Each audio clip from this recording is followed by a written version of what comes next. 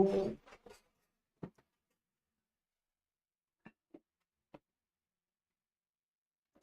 No, I'm not going to update now. Okay, so we got PhotoShop. I'm going to need Blender, and then we'll do some Googling. But I also need to tell people that I am live, which will be super cool.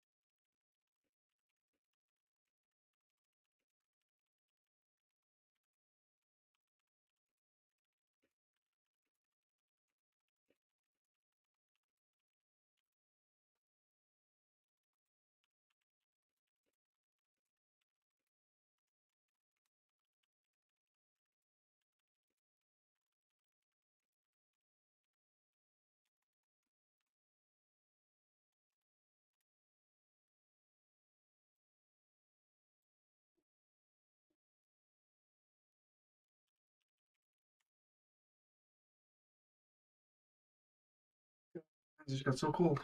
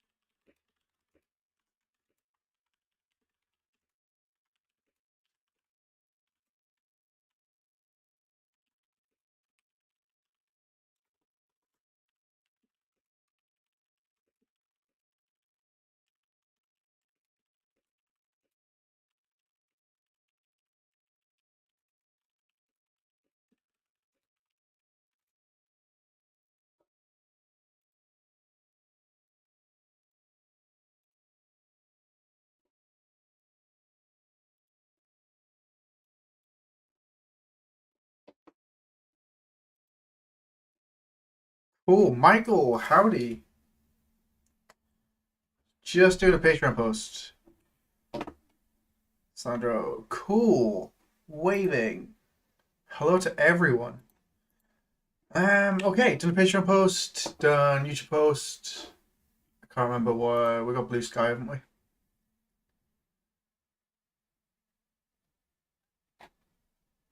Not that I actually remember to use it. New post.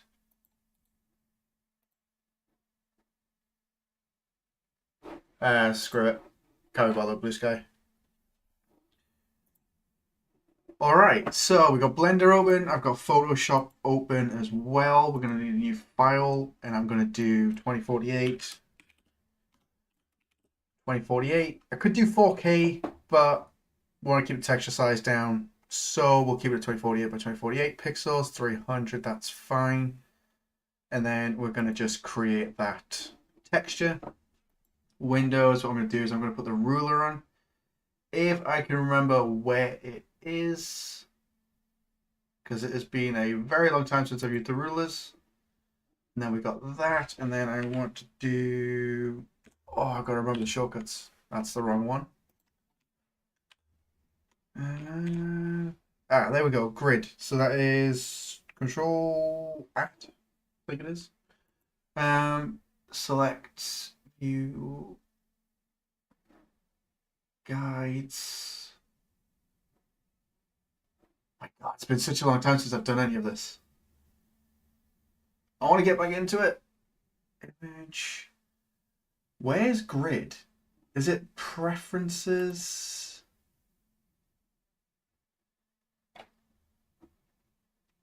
Guides, Grids, and Slices. 128. 6. 256 should be good enough. And then what I'm going to do is I'm going to create a grid so we can align some textures to it, and then we can use them for modeling. So we've got grid setup, we've got Blender. I need PureRef. What we're going to do is we're going to create a little board of like trim sheet stuff. And then we're just going to use that to come up with some stuff to then make.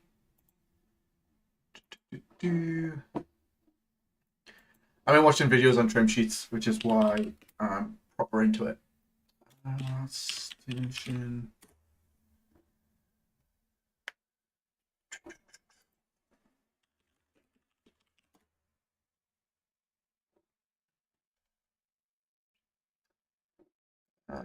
So if anybody's wondering, there's ArtStation. If you search for trim sheets, you get some really cool references.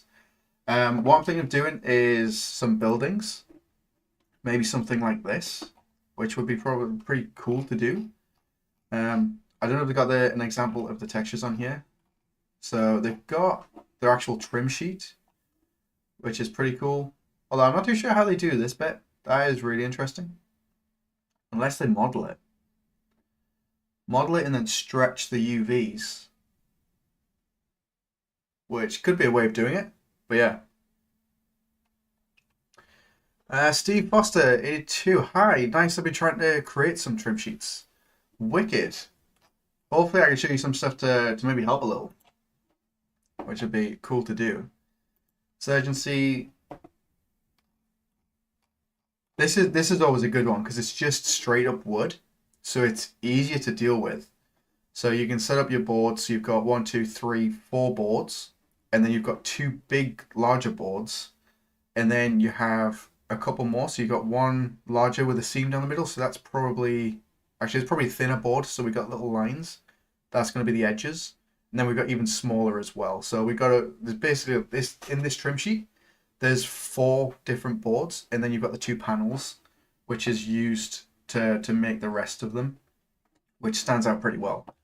Problem is, I have no idea what I want to make. I was thinking like a building or a city building and doing it that way, but I'm not entirely sure if we should just do something small and then start off with that and then just start doing some other streams where we kind of build up. Because this would be cool as well. So you see here they've got a wooden trim with some gold parts. It's not even gold, it's just reflective for the actual base, the bottom. That's making me nauseous. So we could look at doing something like this as well, and then building it up. We're not going to do anything too in-depth. I'm literally just going to use Photoshop to just drop some models in, but we can use these as a reference. Let me take that one actually, and then, oh, it's not going to let me drag and drop it.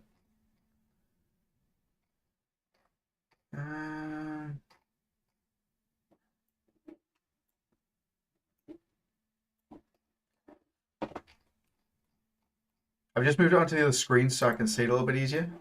But what we'll do is we'll take a screenshot. Pretty much want a screenshot of both of these just so we got some reference to work with.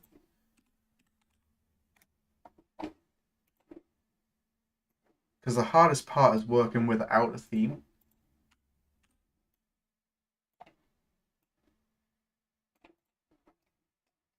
Some kind of interior could work well.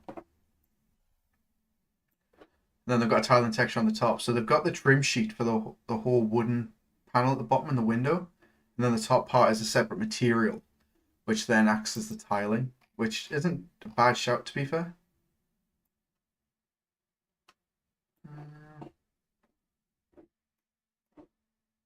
So is anybody working on something fun today? I think we can let people trickle in for a little bit while we just get some reference images. Tutorials. We don't need that.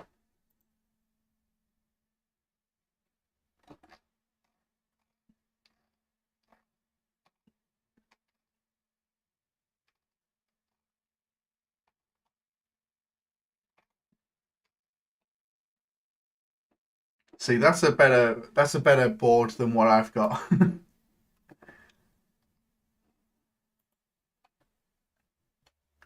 This is cool. So this one you can have it broken down with literally just the wood and the tiles. So they've got the material. So they've got a photogrammetry base that they've used to then create the materials by the looks of it. Then you got the tiles on the top and there's some end caps, which works pretty well. That's a cool technique to do actually, is have it so these end pieces slot over the top. I wonder if they're solid, whether they've got faces on the other side or if it's just the one, which is pretty cool.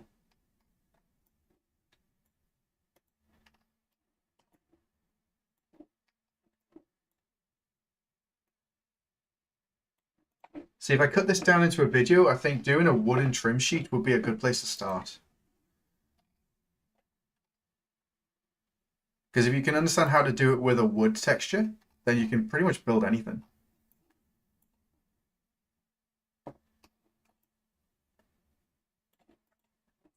What we can also do is do a hybrid material. So we've got tiling stuff at the top and then the bottom, like this one here, it's non-tileable. So we can actually use a hybrid trim sheet texture, and then we can put the end caps in here.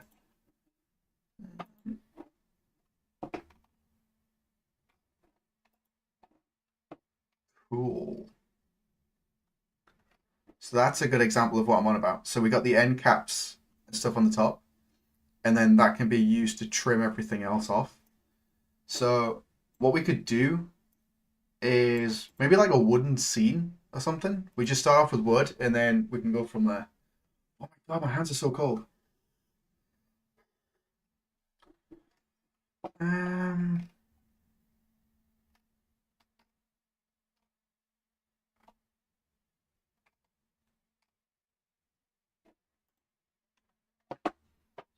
that looks cool.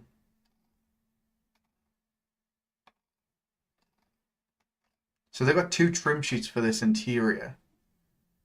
I think you could probably actually get away with just doing one. So you've got like a concrete material on the top and then the wood, and then you can go from there. Typically when you do modular, the hardest part is just getting the grid snapping stuff sorted.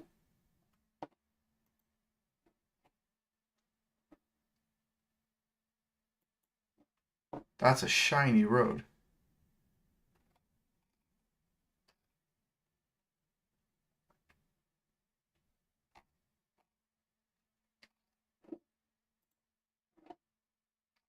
Cool. We've got quite a few people in here. That's pretty nice.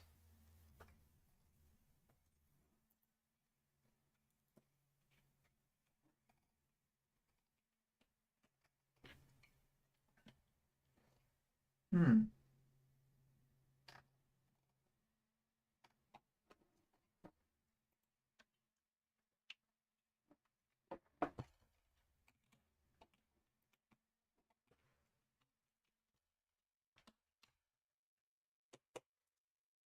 Bloodborne trim sheets.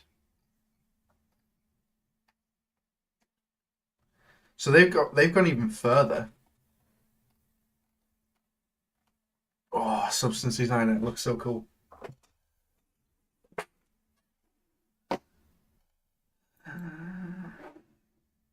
Cool. Just make sure I can see chat. Discord.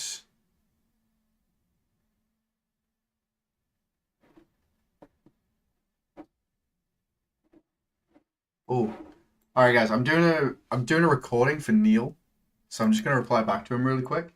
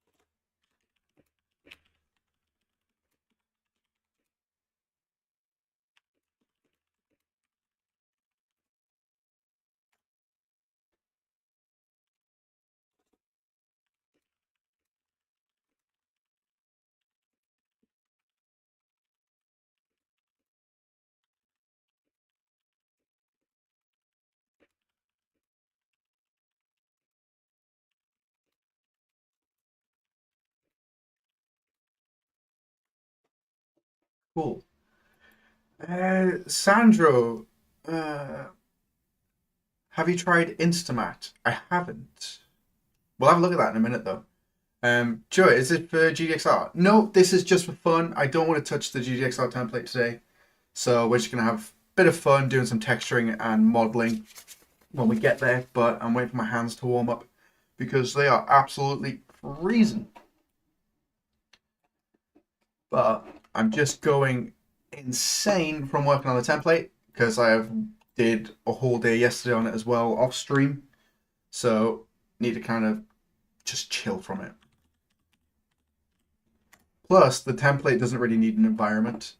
So Instamat, Insta Material, tools, materials, assets, and textures. They immediately show a VR headset, and none of this is going to work on a VR headset.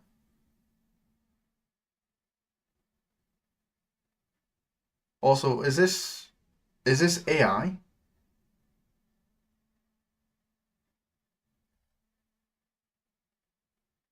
No, I don't think it's AI. It looks like Substance Designer. Sure, because you don't have a hot cocoa. It's honestly it's so tempting to go make one, but I feel bad starting the stream and then going to get a hot drink. Ah,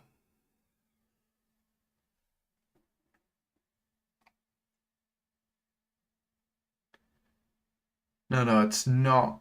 Okay, I hope that's like not AI.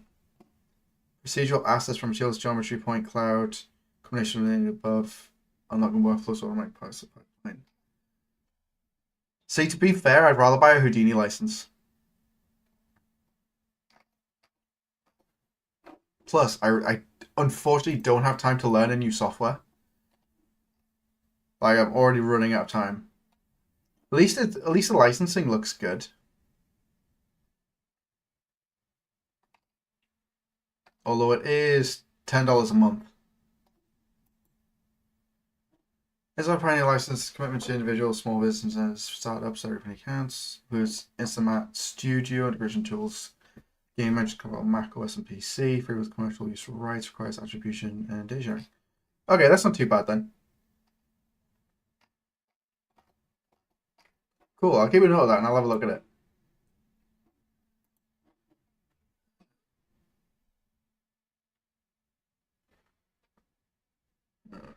It's like designer, painter, won't combine as bigging as uh, blah blah blah blah.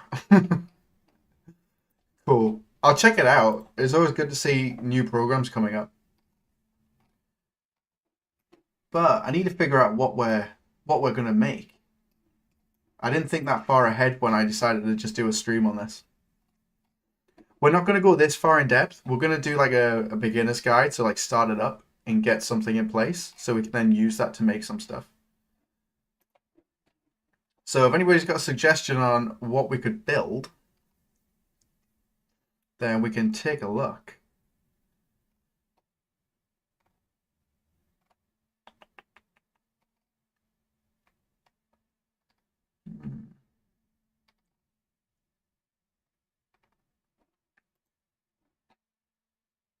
I like this sort of thing. But I do want to see if we can get away with just doing something with one trim sheet. Like how far we can push it.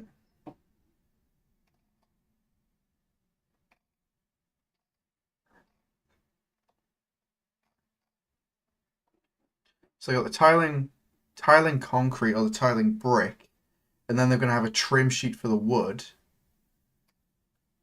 That would also be a trim sheet. That's not bad. There's only like 3 materials used in this whole environment. So trim sheet, tiling texture, and we've got the tiles on the rooftops. The window's also going to be a trim sheet. And then rope could be in the trim sheet as well. So we can do quite a bit. I should have decided what I was going to build before I started. I was thinking something like this, like a facade for a building.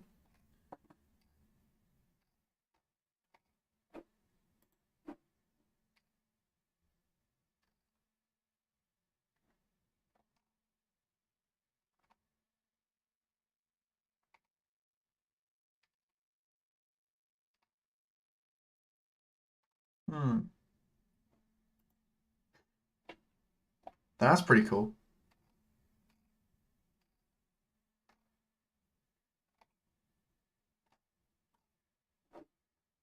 Should we do something like this? Like Insurgency. We'll start off super simple. We'll do like a kill house. And then we'll go from there. Silver Retina Studios. Sup, Jonathan? What's up? Josh, hello.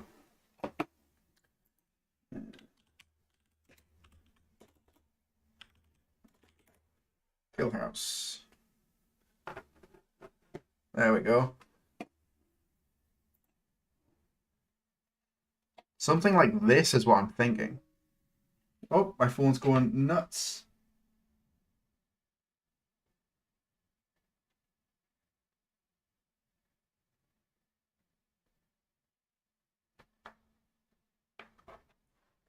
Darth, morning. Good to see you. Oh, that is one thing I wanted to build. I wanted to do a warehouse. We could take a look at doing a warehouse. That would work pretty well.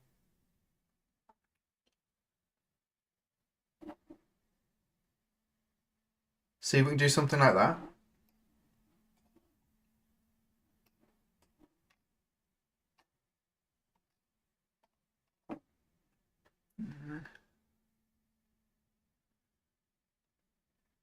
It's been a long time. I got laid off from the industry, so I need a second to get back on my feet. I'm back, so I'm back in Unreal Engine, so I'm back in GDXR. Nice. Sorry to hear about getting laid off. It always sucks when that happens. Like there's just nothing you can say about it. Just absolutely sucks. Has UE and Blender plugins. Cool. Could you do a Colosseum or castle? You can do a castle. So just to be clear, the whatever we build, it will not look fantastic because we're not doing custom textures. We're going to throw something together inside of inside Photoshop, and then we're going to use that to do it. So you've got a castle like this kind of thing on the side of a mountain, but that would be pretty much one tiling texture and then trim sheets for different things. So let's make a little collage. And we can go from there. So that'll work. I guess somebody wants a castle. We're not going to focus on optimization. We're just going to look at the actual modeling, and we'll go from there.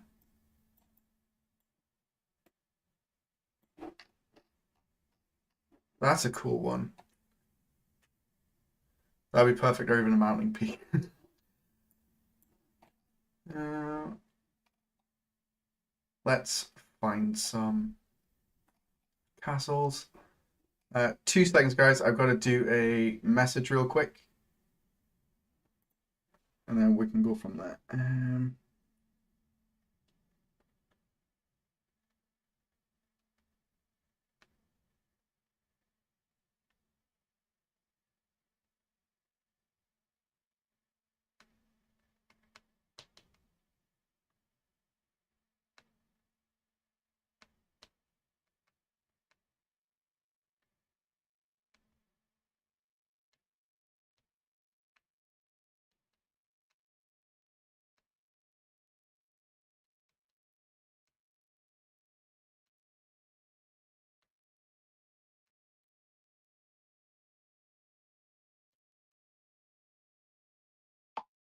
Cool.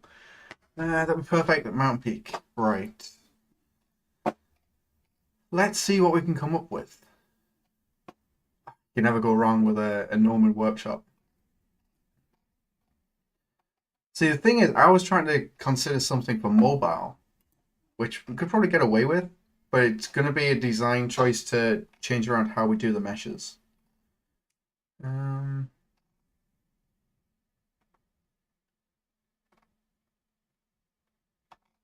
so it's pretty much just going to be down to the modeling.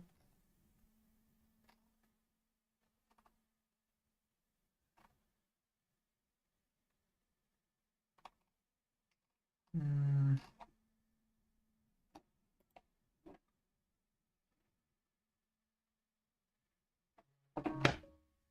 nope.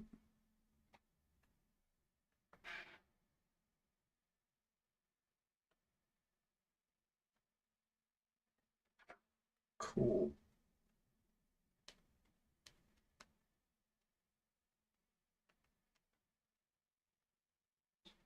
There you go. Josh, are you making your own game? Not right now. I'm working on something on the side, but I'm not going to talk about that yet because I don't actually know if I can do the mechanic that I want to do. So I'm just working on that in my spare time so I don't embarrass myself. Being like, this is a project I'm working on. This is a project I don't know how to do. So what I thought we'd do is just do some simple modeling, play around, do some blockout stuff. I really like this design. I think it's quite nice.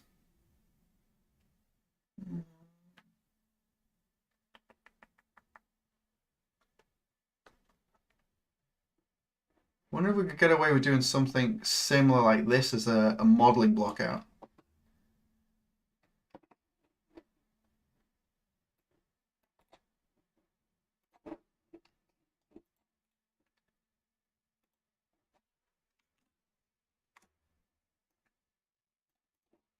Cool. Forgot to get the names for the other ones.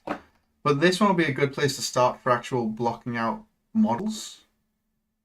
And then we can go from there. So what I'm going to do is I'm going to put this on my other monitor. And we're going to use it more like a reference for modeling. Or at least I can break it up. Actually, what I could do is... Wait there, I'll save this and then I'll show you how I'm going to break it up in Photoshop. Save image. Let's do D drive work.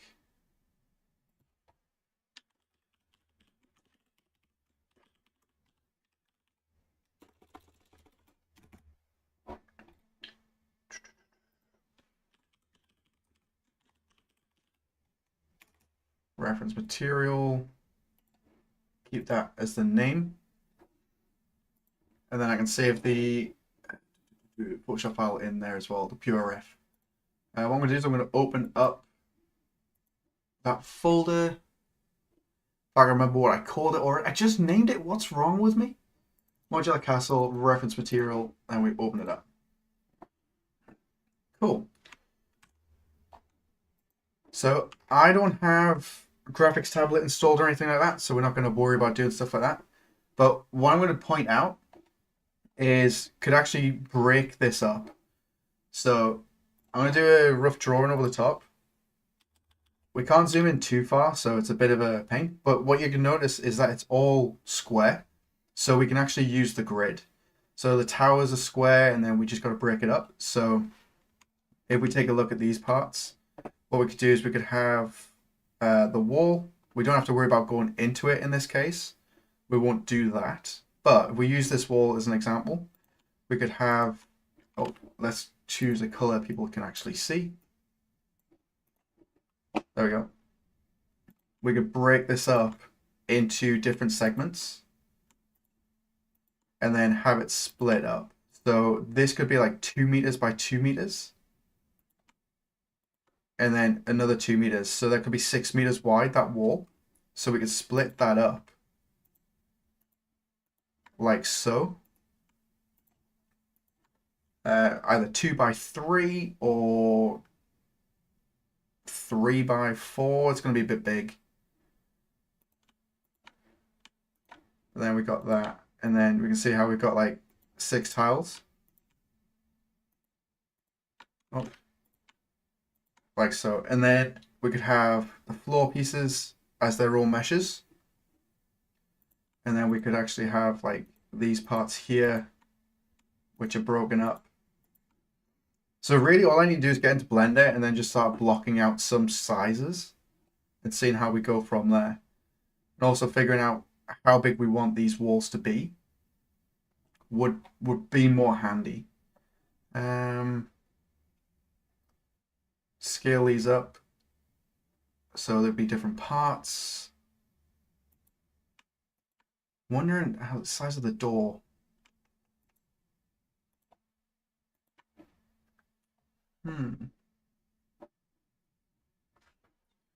Do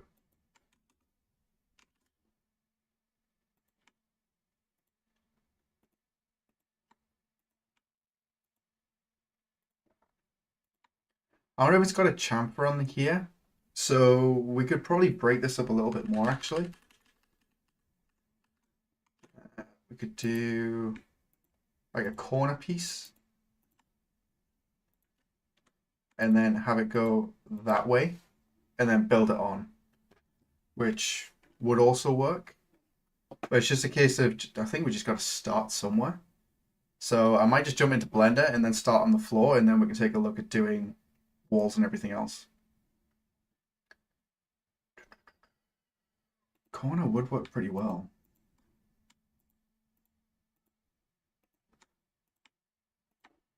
Something like that. Then that wall could be a bit larger, so we could have that as like 3 meters. So it's 3 meters across. Trying to figure out in my head how we can do this size-wise. Okay, I'm going to move that onto my other monitor. So we can keep it there. And then what I'm going to do is we just jump into Blender.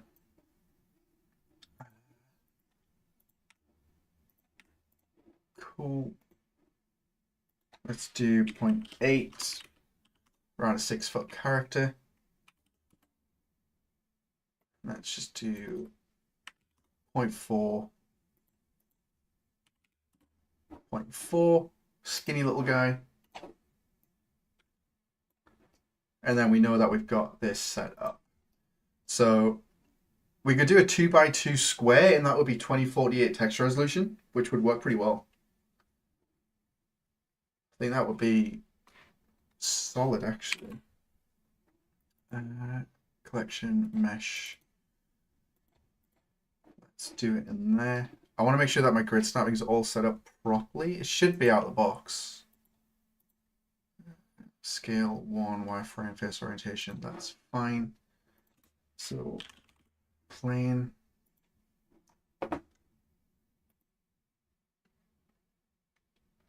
Two meters. Get away with 4.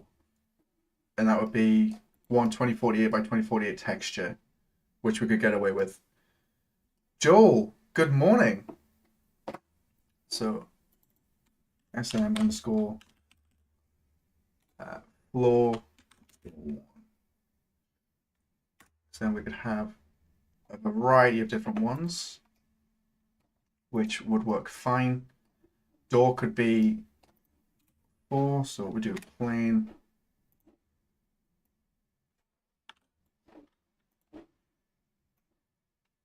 What I'm thinking for the corner pieces is we actually just have solid blocks.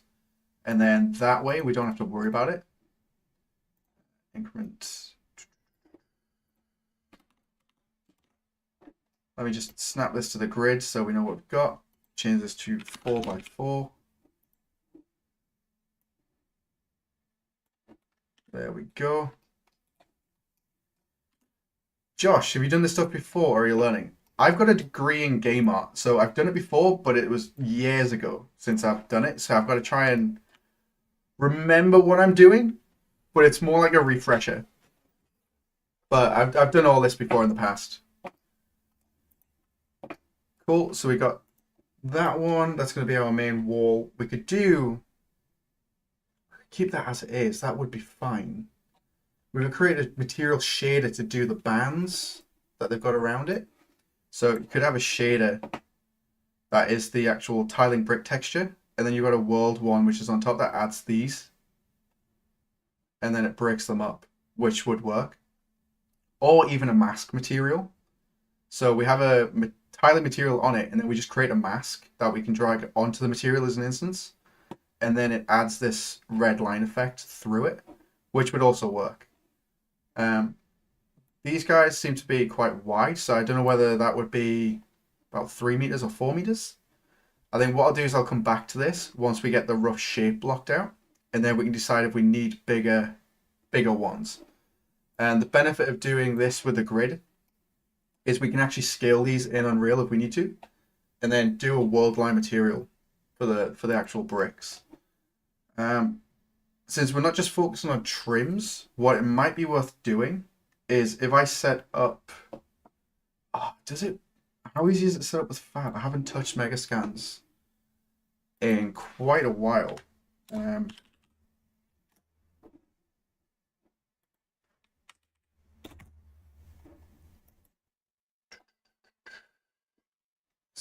Fab, get all Quixel Megascans for free. Go to Quixel profile.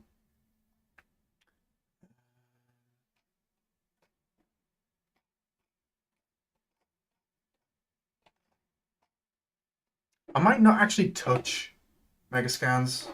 Might just start off as normal. Matthew, afternoon. Good afternoon. I didn't realize it was so late, to be honest. Cool. So we got the wall piece.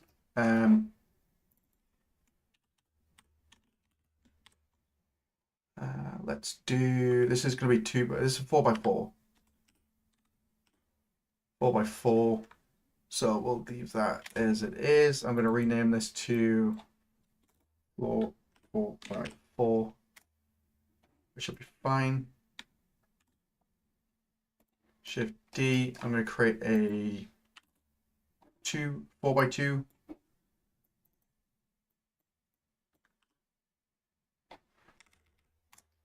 And then I'm just going to create some different ones. I don't think we'll need them.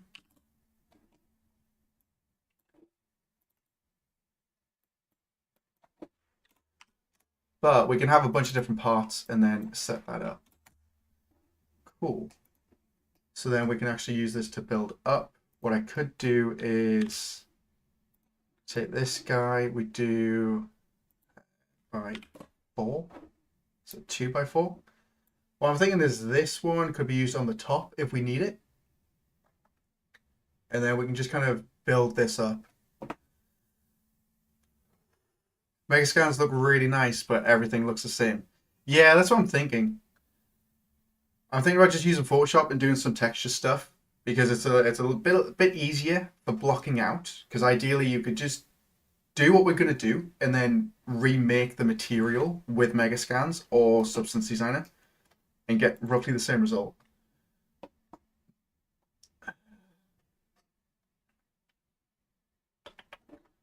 That would be fine.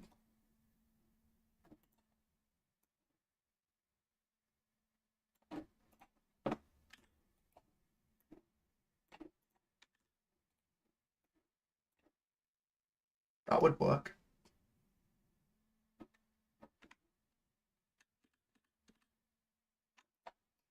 Okay. And then to reduce number of meshes, what I'm actually going to do is, it's going to be a bit big, but I'll sort the UVs out to be an 8x8.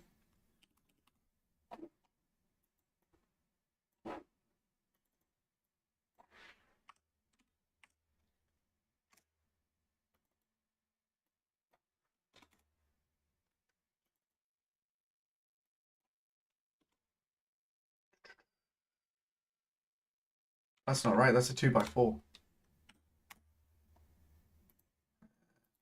Okay, 4x2. I got two of the same one in the same place. So floor. Let's do that as well. We'll do do a bigger one. 8 by 8. I have a plan to my madness. Especially for the scale. So the reason that we got the scale so big is because we're going to attempt something like this. And then we can do some of the other parts separately. What I'm also going to do is create a little cube. So we're going to do cube mesh. Oh, OBS disconnected. Hopefully we're still in. Cool. So think of this as a block out at the minute. Like all we're doing is a solid block out. We're not doing anything else. This is going to be fine. We won't worry about the little pillar stuff yet. What I need to do is so column underscore 4 by 0.5. Let's just do it that way. I'm just going to name it the sizes because it just keeps it a little bit easier.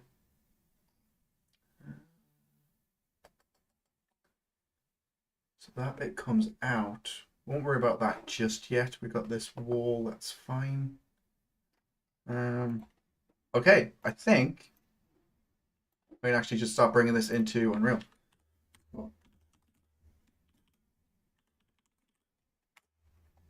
Meshes. What I'm going to do is I'm going to sort out Unreal and then we'll just do an empty level. I'm not going to worry about VR. Not at the minute. Because I think my headset's dead anyway. Plus, if we do this properly, we can always migrate it to GDXR template anyway. And then play around with it. Or I just anticipate that in the first place. And we do it that way. Save some time. Because no doubt we're going to end up in VR anyway. Oh. My hands are freezing.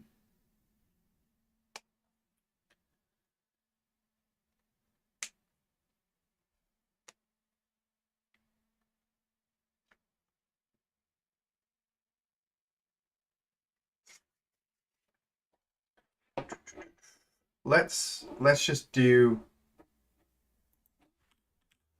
the GDXR version.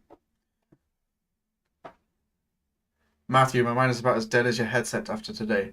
Oh, honestly, I had to take this morning off. Like I dropped the little one off at nursery, and she had a meltdown on the way, and I just got there and I was just like, I'm not starting work yet. So I went out and got a breakfast.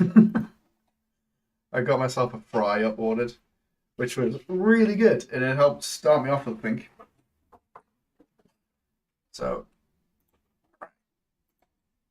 5.5, browse. We have a work folder, which has a castle folder in here. If I can remember, modular castle. New folder. Unreal files. It's really annoying that Epic make it the name of the actual project, even though I don't give the U project that I submit to them this name. They rename it.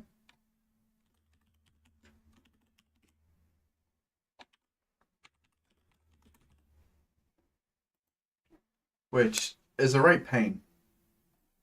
Cool. So now we should have a project in here for modular castle.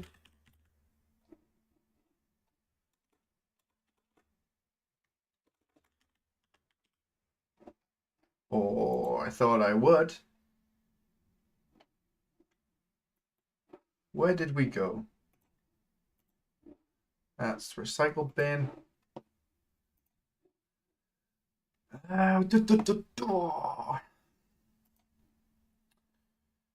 Work. Modular castle. Unreal files. Castle, rename.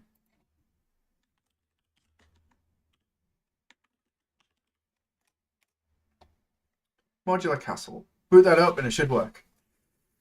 Oh, sounds amazing. I'll go for full English right now. Ah, it was so good. Honestly, if you're in the UK, it was only Morrison's.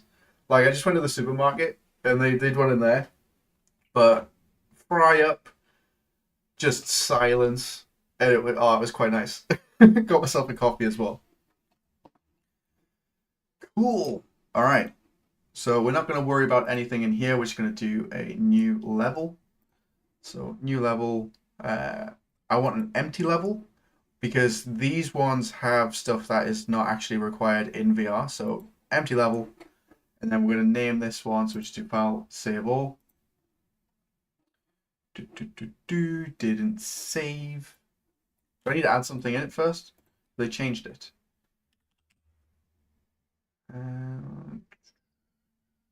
VP Sky Sphere. And then what we could do, I could. Do I? I'm trying to figure out if I make it available afterwards. Like, we just work on this for like a week or so, and we do something cool. Okay, I don't have to get that far ahead. Let's just do a Sky Sphere. And then we want a sky light and a directional light. Skylight, stationary, directional light. We'll just leave these on stationary. Matthew, ultra dynamic sky. That's what I was trying to figure out whether I'm going to use. If I use other people's stuff, I can't put it on Patreon and or anything like that. I'd have to take it out. So it would just be the models, which in the end would actually be fine. But because we don't want to adjust lighting all that much at the beginning, we don't really need to care about it. We can leave that till later on so we can do a lighting pass. So for now, I'm just going to leave it. But I could do a separate one where I move it over and then make it look all really nice. And kind of just avoid but not worry about doing mobile stuff. Although if I could make it run on mobile and make it look sweet hair, it would be even better.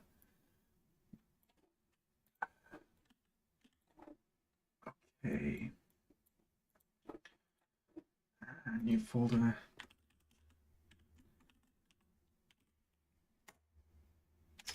Modular castle. I can never remember how to set up this plugin that I've got.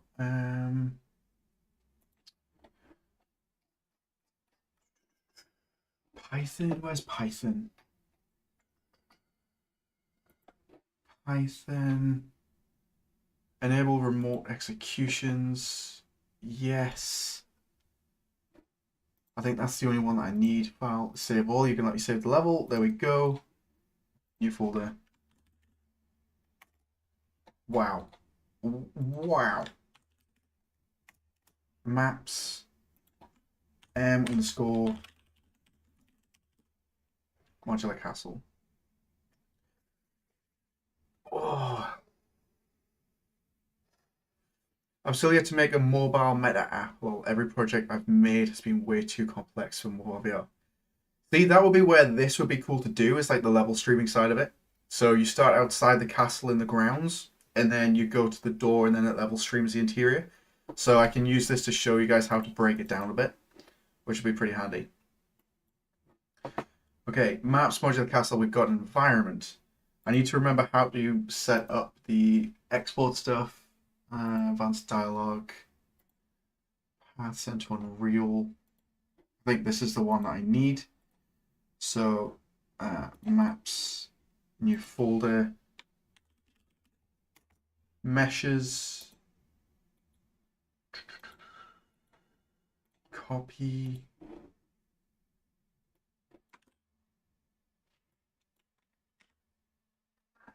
Okay, so let's start with /game. I deleted the slash. There we go. Animation folder. We don't have one, so I'm just going to leave that. Hit OK.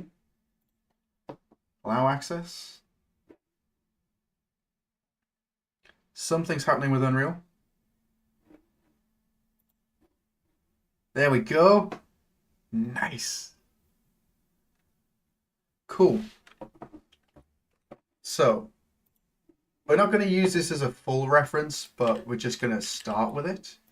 So I'm just going to bring this in and then center this down. What we want to do is grid snap, set this to like 100, which will work pretty well. And then we can just use this as a center point. So I can make it big, bring this in, and then that is a smaller one, which is exactly what we want. So we've got 8 by 8, and then let's do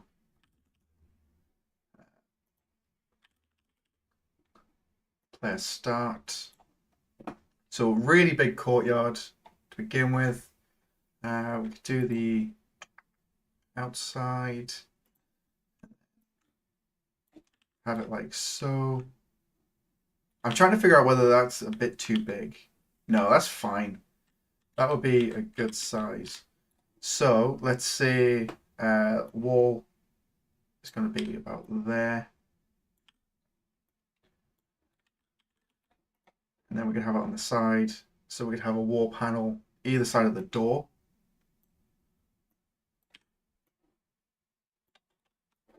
Let's just do grid snap for, let's do 45. And then we can start building this up.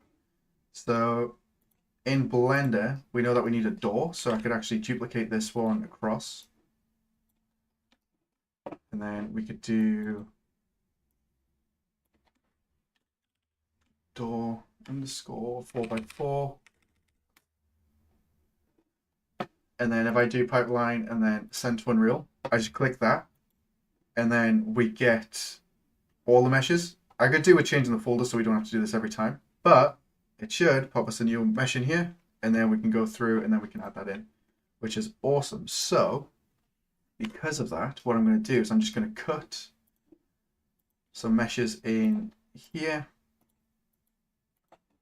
Let's just do it that way. We'd ideally want to put grids on here anyway with extra verts. So that way, if you wanted to do vertex painting, you could get away with doing that. Cool. Bases. And let's just keep it that way. We're just going to do it absolutely super simple. I'm not worried about having it further out, which we could do. I could move it forward a little bit on the line so we've got some depth to the walls. But because it's just the exterior, and ideally when you go into a room, you're going to kind of like open a door slightly and then walk through it, we don't have to worry about doing an interior. So super simple and keep it super easy, to be fair. I should really move those to their own collection. But we do this. Wait for it every time. And then it should update, so I can delete that one. And then, why did that rotate? Everything else rotate? What the hell? What did Blender just mess up?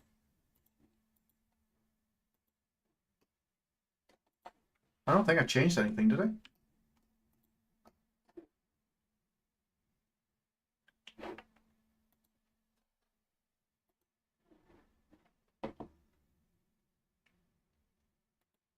Or did I rotate those and just can't remember?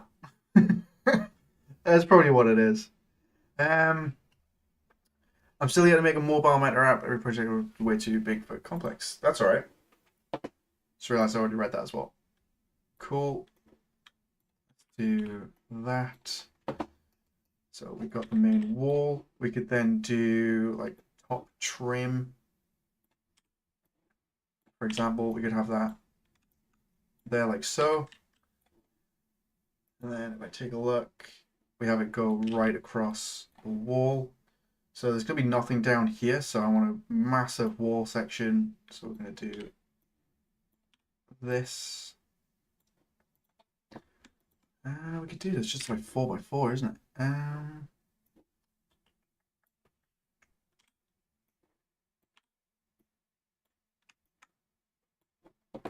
There we go. And then let's say we've got the column for the wall. Snap that there. Like that. And I might go over one more with this.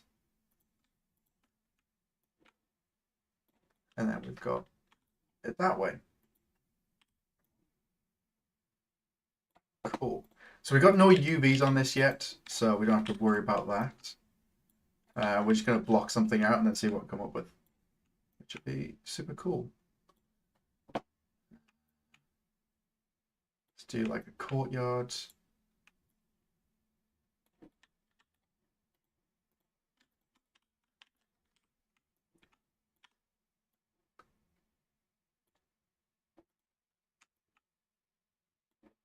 Go. How do you get the grid on the material, by the way? This is the default grid material through Unreal. So when you bring it in, it automatically applies it. So you can see where I've scaled it and the UVs are incorrect.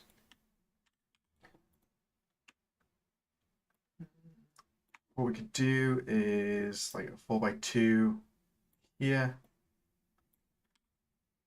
And then do 4x4.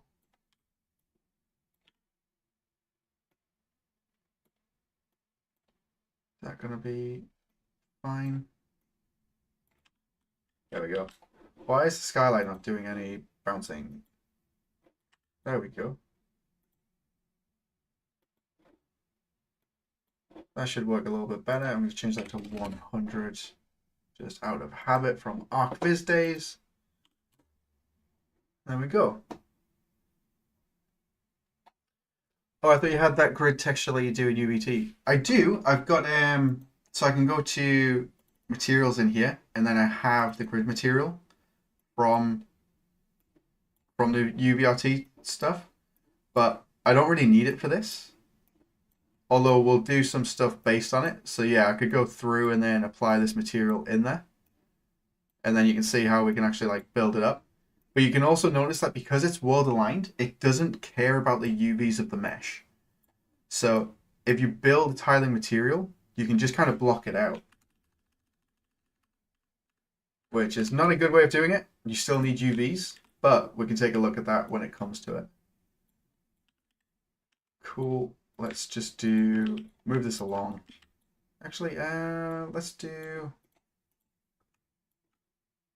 like 3. So there we can see that we need like a 2x2 floor,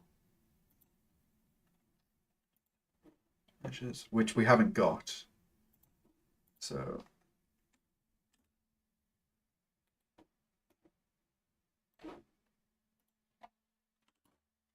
let's do it on that one. UVs have been of existence on complex geometry. Nobody likes dealing with UVs, but once you get the hang of it, they are pretty simple to work with. 2x4.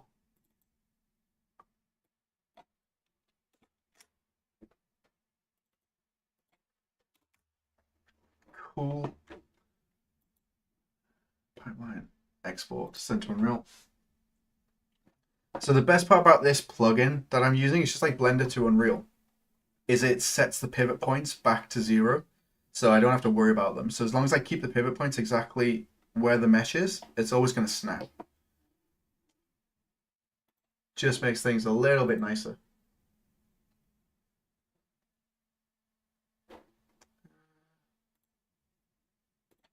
Cool, just making sure the stream is all right. There we go.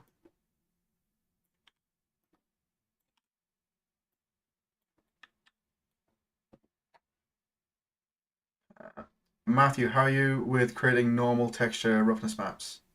I'm not too bad. It's been a little while since I've done it, so we'll kind of hit at that point. But I do typically like using Substance Designer. I think it works really well. Let's take you there and then there, which is cool. We got this one that goes around the corner. So we could do something like that. And then take that one. We can do a 2x2, which would also work pretty well. And then we can have it brought round the side. So there we go. That one. Bring that here.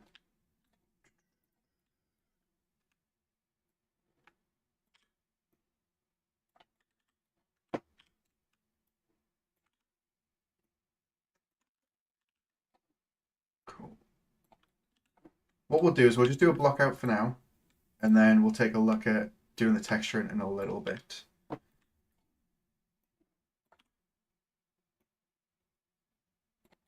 Cool.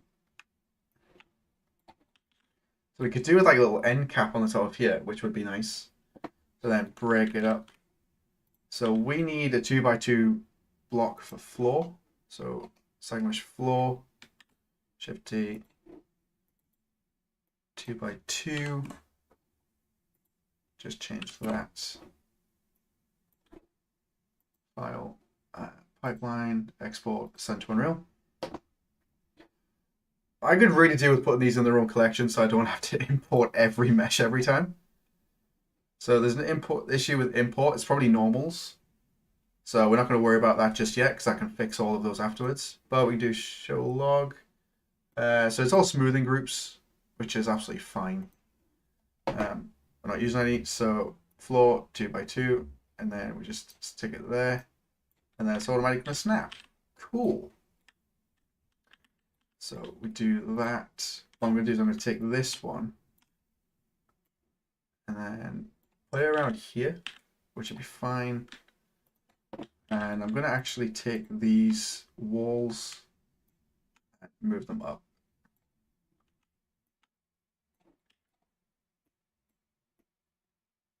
Which will be pretty solid. This one's not as wide as what it is on the reference images, but we're kind of deviating from that anyway. So that's not too bad. These meshes will be broken up anyway because we'll have windows on them. But those don't have to be snapped to the grid exactly, which will be fine. Cool. And then we'll do something like a tower, which will have, we'll just do the one. I'm not all that worried about matching the reference exactly. Cool. So that could go round. And then we take this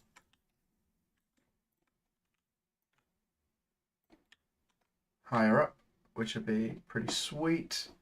We've got the top, we got some outposts. I'm not entirely sure what they're called.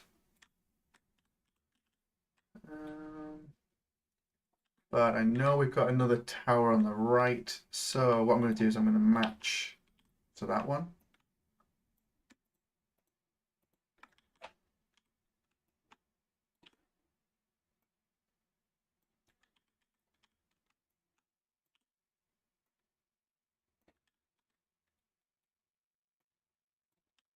Cool. So that's going to be our tower. Might have to change how this is done.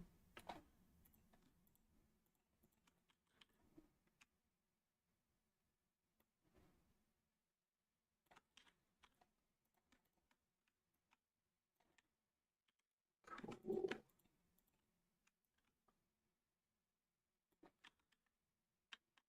There it is.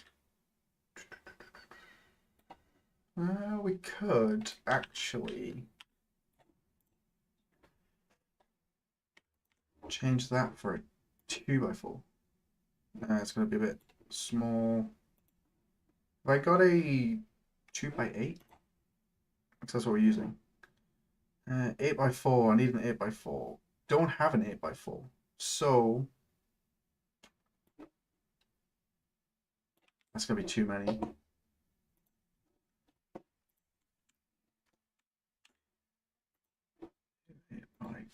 8x4. I always get these the wrong way around. 4x8. There we go.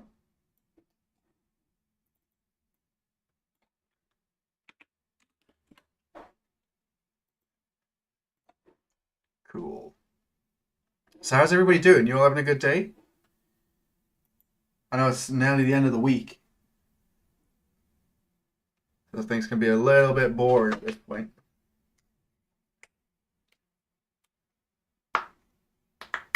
Oh, hands are freezing.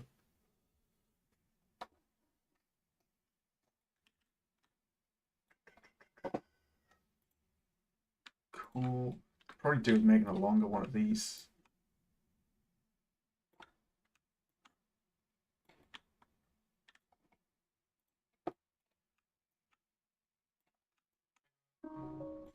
Oh.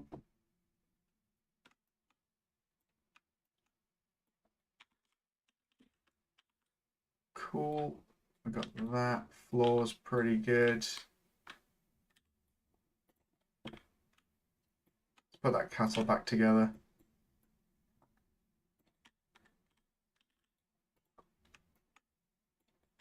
We go from there. So there's another tower on the back of this one. So we could just take this. I do think I'm going to change the scale of this at the top, which would work pretty well.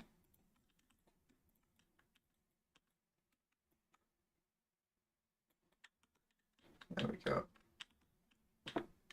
Right, so we got build up. I'm hoping that once we got some materials on this, it kind of scales up a little bit better. Otherwise, I might have to bring these out a little bit.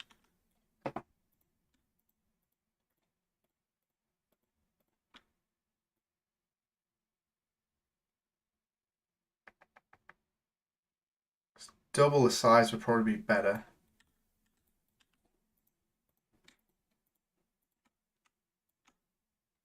Because it's at the end of the day, it's a castle. You want it to feel big.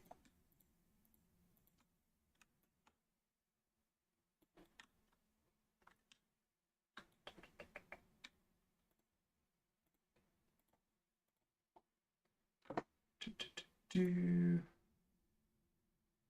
it's going to be about there. There we go. Bigger, bigger and better. All right. Yeah, I'm still currently using a stream as research, so I don't have to go back. Which is my project. Not bad then. Gel still early for me, but so far good. Rice Krispies doing some heavy lifting this morning. Nice. Michael, I added a landscape to GDXR and now my NPC doesn't move anymore. Any suggestions? Was working fine before when there was a static mesh landscape. Nav mesh is green and looks fine. I'm really thankful.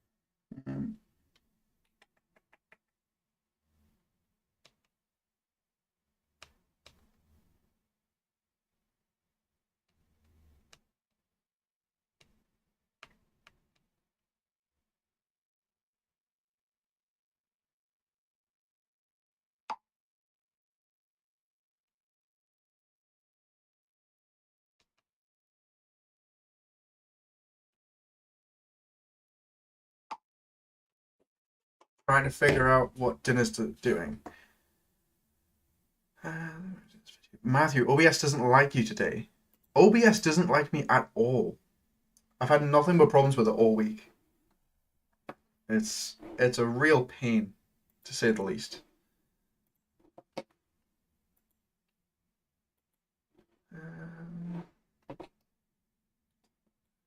Okay, cool. Got that one. Let's fix this.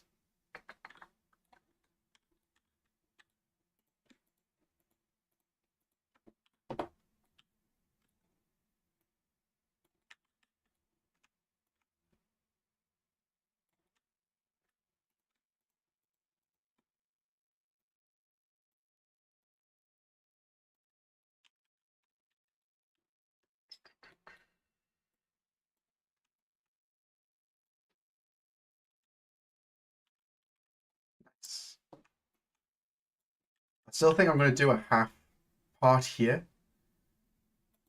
So like a 2x8 or 4x8 would be good. And then that would be the battlement on the top.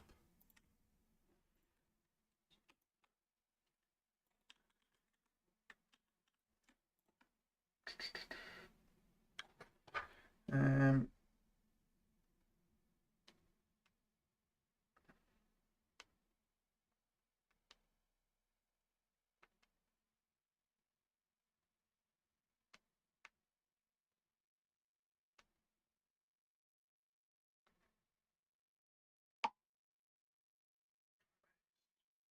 Trying to figure out what to do for dinner. Chicken risotto I'm going to make, which will go from there. And I forgot to get back to Michael about the nav mesh. I did a landscape to GDXR and now my NPC doesn't move anymore. So inside of an NPC, you can control how it's spawned in. I would probably start looking at that first, whether it's spawned in at local. I don't know if I've got a character which I can use that's easy to find.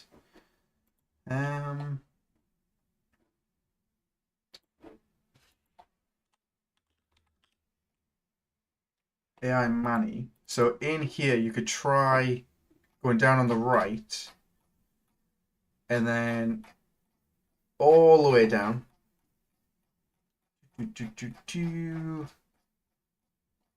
Come on. This one here, auto possess AI spawned. You could change this to either placed in world, spawned, or placed in world or spawned. So you could try that and then auto possess to see if that works. And then go from there. Cool.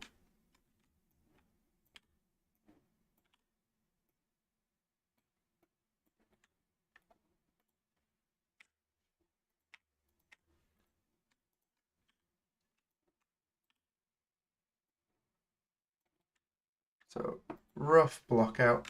I could actually just swap the meshes for these ones, but what I want to avoid is the names, so it keeps the names so I know which one's which I think would be pretty cool.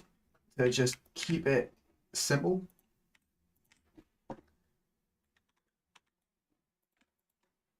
So it always is keep it simple, stupid, isn't it? That's the saying. That's what we want to do. Okay.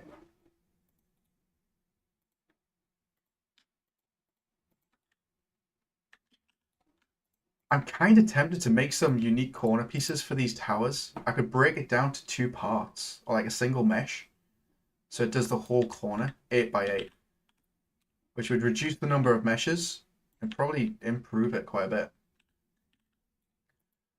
We'll get there though. We'll use this as a block out. We can always modify stuff later on and reduce the number of actual meshes. Photos. Cool. What we could do is build this out a little bit more.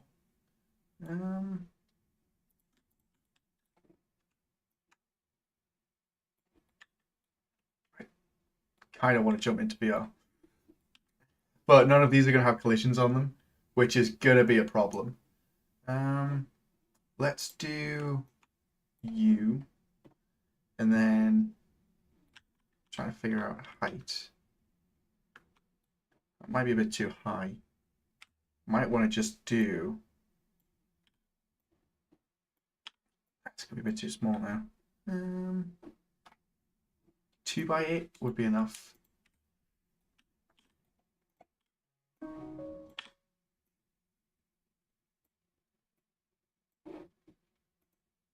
Because it's still pretty high up looking down. It would work really well.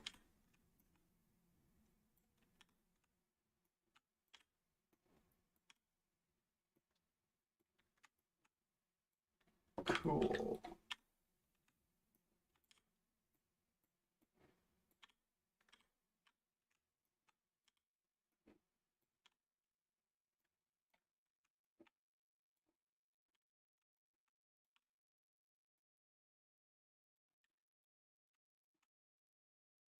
There we go.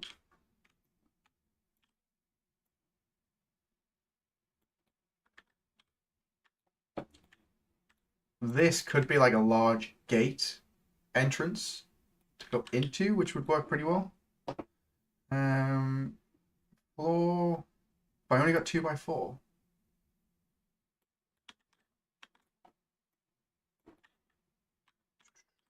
That could work actually.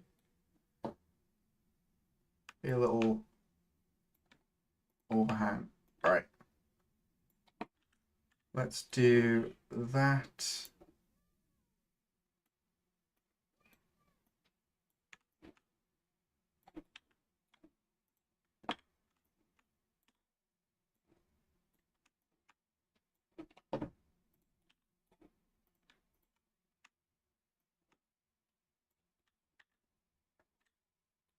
Ooh, I'm not too sure how the scale is going to affect on this.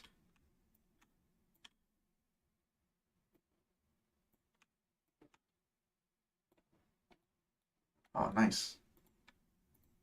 The joys of working with grids.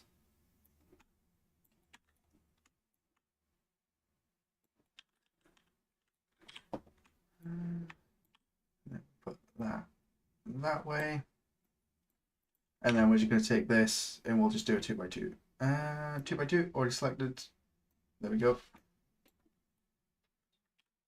Right up to the wall. And that would be fine. It's going to work pretty well.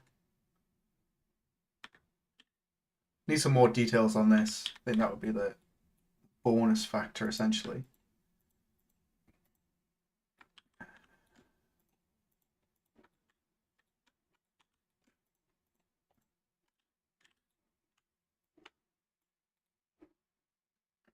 Transform mirror X. There we go.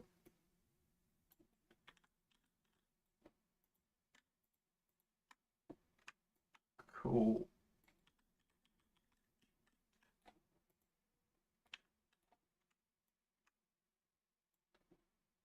And then game-wise, we can think of this as like a dead end. So you could have a chest over here with a door you can't get in. So you can kind of go around, which would work pretty well. And then we're just going to take these, duplicate them over as well, just to save some time. Transform mirror on the X.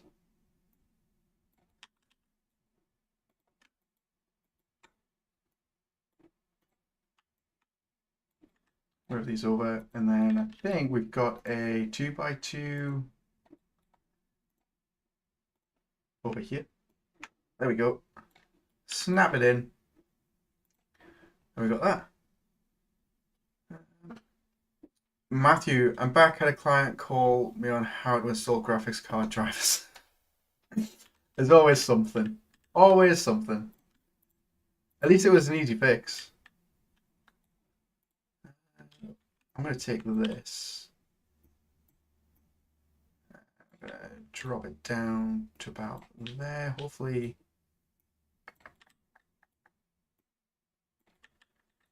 There we go.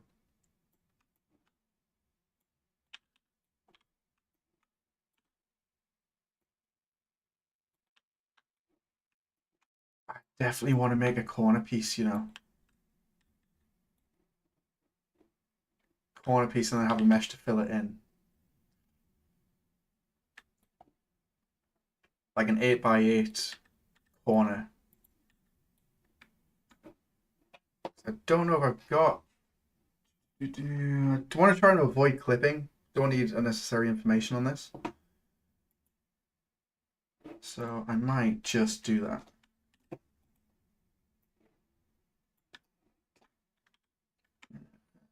Shift D.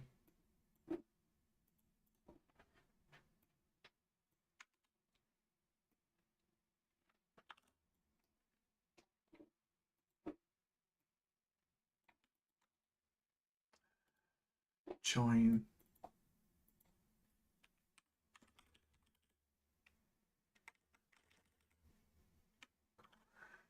Small 8x8.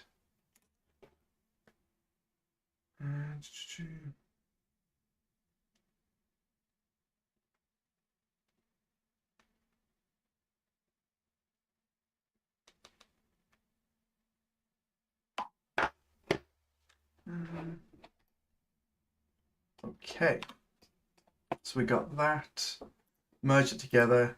What we can do is we can take every part of it, and then we can merge verts by distance. So 2 verts removed, that's great. And then we select this one, and we can do Control A.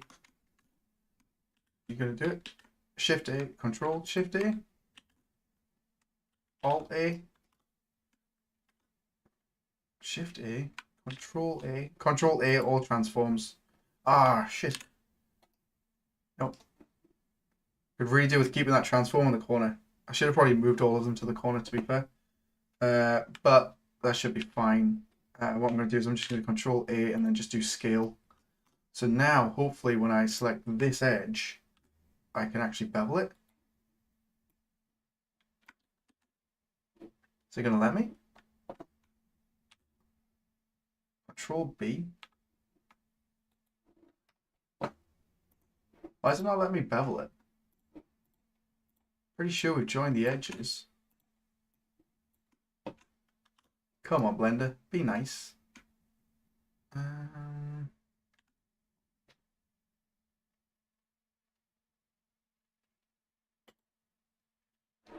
Rotation.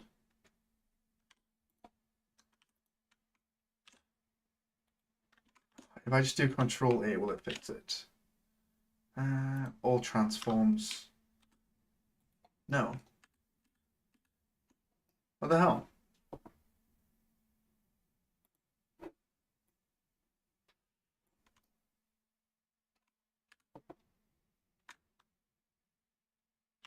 It's got incorrect normals.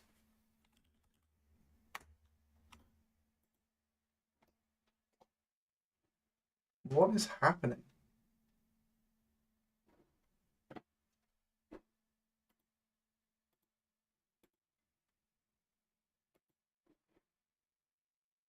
It's not because I got snap on, is it?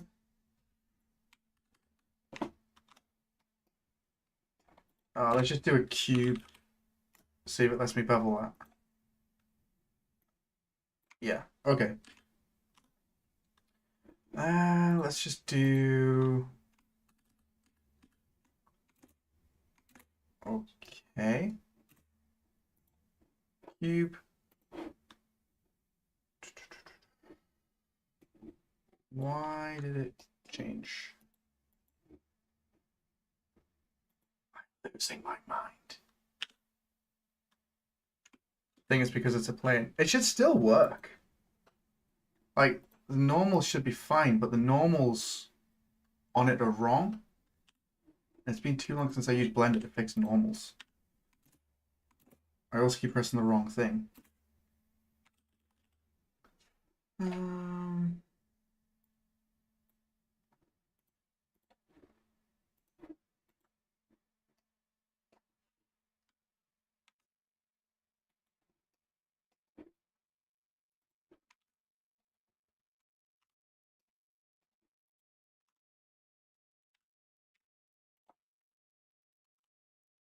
Okay, anyway, let's just do a cube.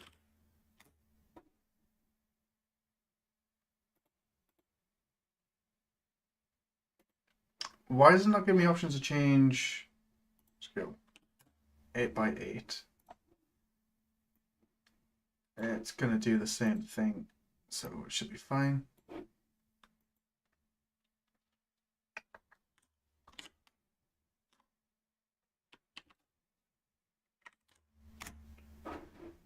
It should be on the grid. There we go.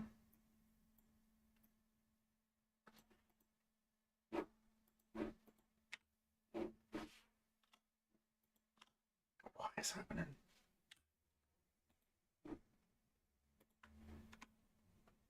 What is going on? Delete faces. There we go. Right. Should have probably just kept a cube for everything else. Let's see if this works now. There we go. So we can do that,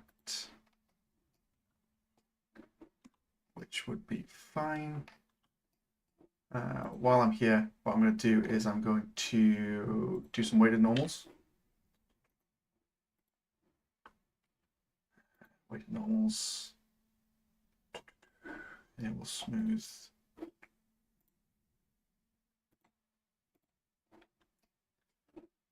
Go.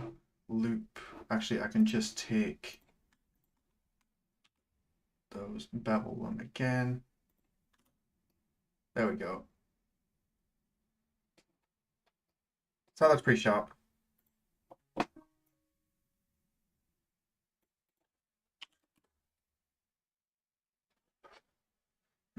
Do, do, do, do.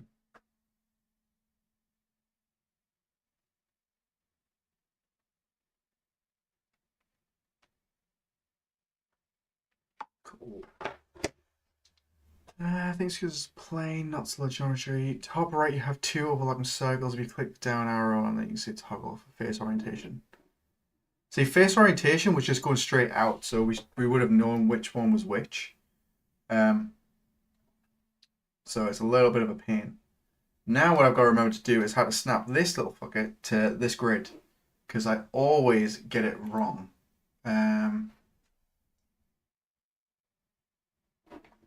Unless I just... It's been like 6 or 7 years since I've used 3ds Max, but I'm still in the mindset of just doing it that way. There we go.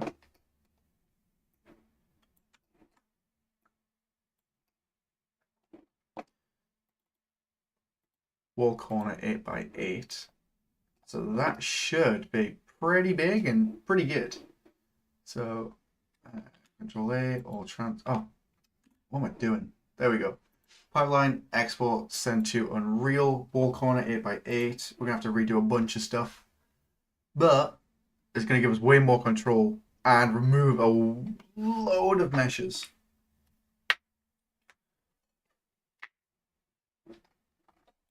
Cool. Oh.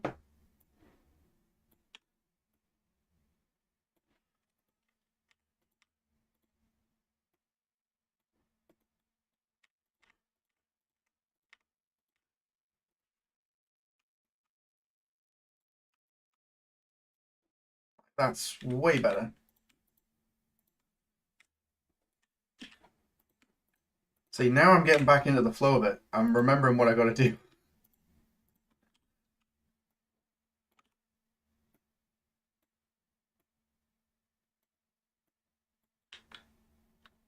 Cool.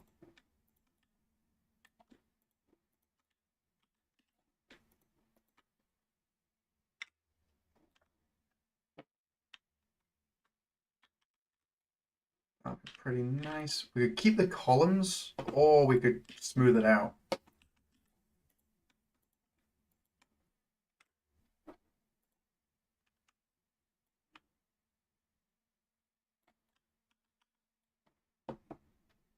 Send to UE add-on has to be in the top 5 convenient add. It's so good. Feels like it takes a little bit to get used to, but once you've gotten used to it, it works really well. There we go. Wall corner.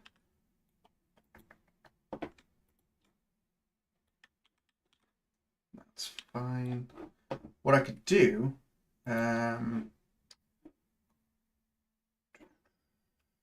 wall corner. Oh.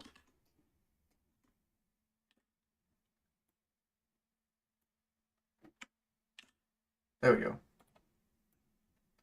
Bring that in. Bring this in. I could do an inset corner piece. So it would go around, which would work. I think we'll leave it for now. I'm not worried about it being super perfect. Although we will need an inset one.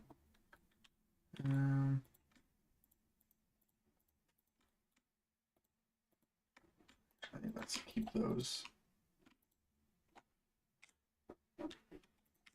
Compose.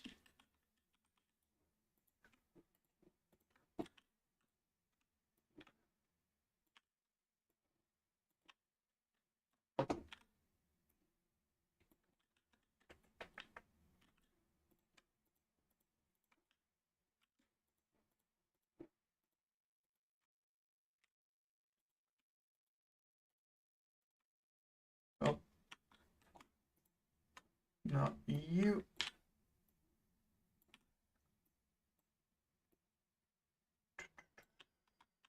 In the right place? We are not in the right place. There we go. Yeah, we'll have a go around. I'm not sure whether we'd see the back, so it doesn't make much sense to have faces here if we're not going to see it. But for now, what I'm going to do is I'm going to add them in anyway. And then if you never go around this far, if you can never see around this far, then we don't need to worry about it. Cool. I'm sitting on my legs and they're killing me.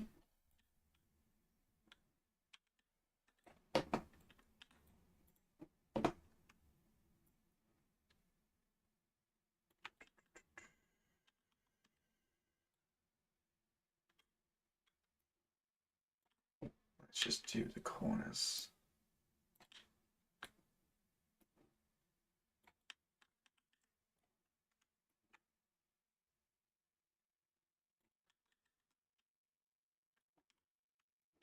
Wait.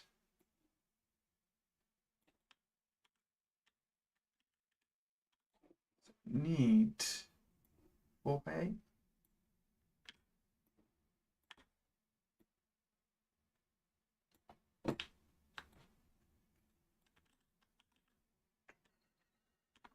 Could have that one clip in.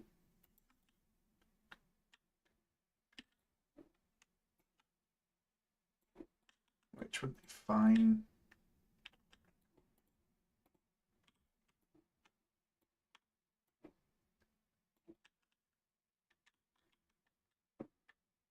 There we go. That would need to be going across as well.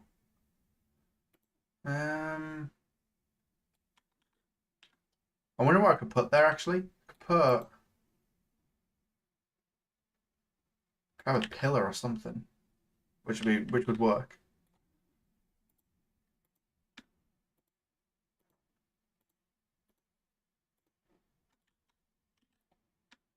Kind of want to put a material on this now.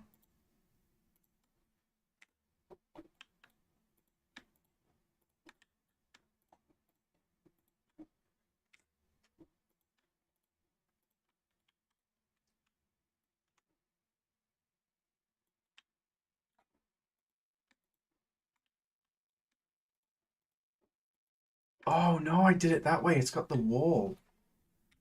It's got the door. I could move the door across.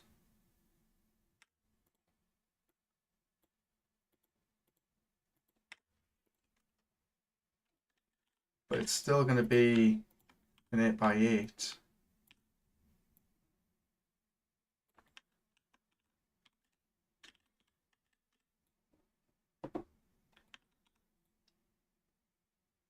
I wonder if I could have like an indent.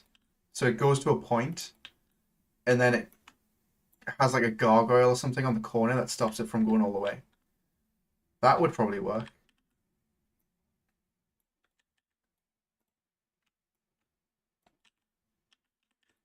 8x2? I've got an 8x2, haven't I?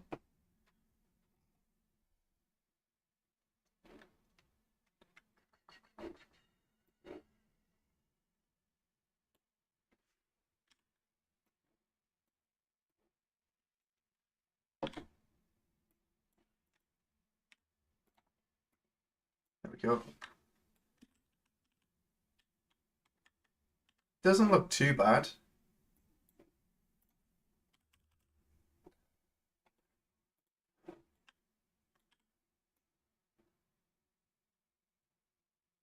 Directional light, could have it that way.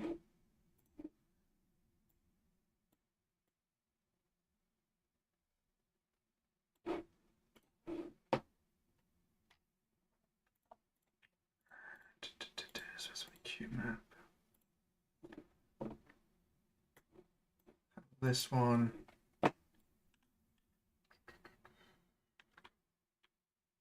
Should be fine. I'm thinking corner pieces to hide the points would also work really well. And then I feel like this one needs to be a big door, which would be going over the top. which doesn't seem too bad, to be honest.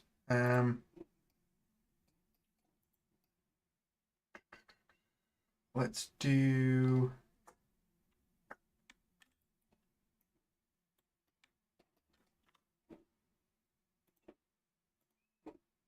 Let's do that.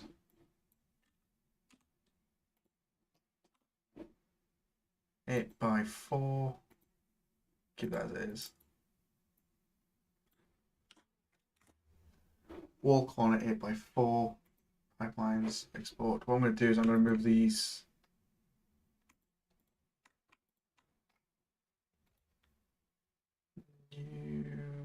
New collection.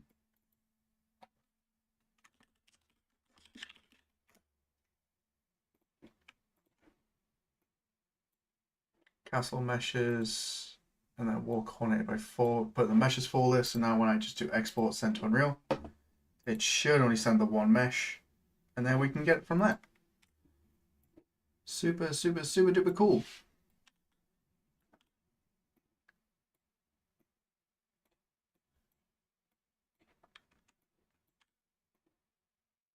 Oh, need grid snap back on. Set this to next 90.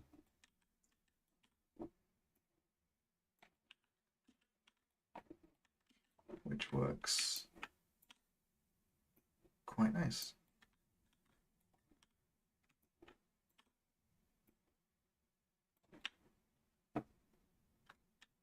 There we go.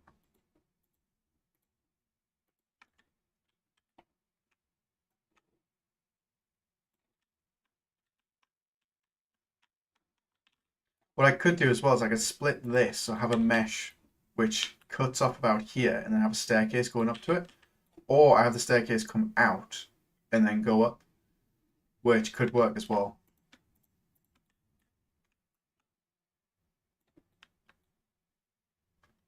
Part of me really wants to do like a big tower at the back.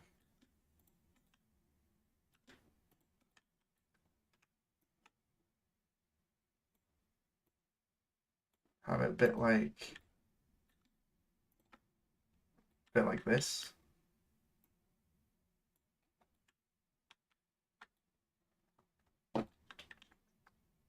Which would also work.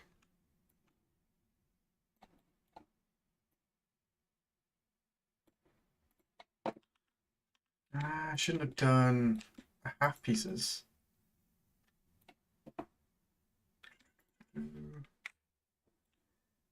Where do you find the reference photo you're using? Is it generative or something commissioned? I found it on ArtStation, but we're not using it as a full-on reference.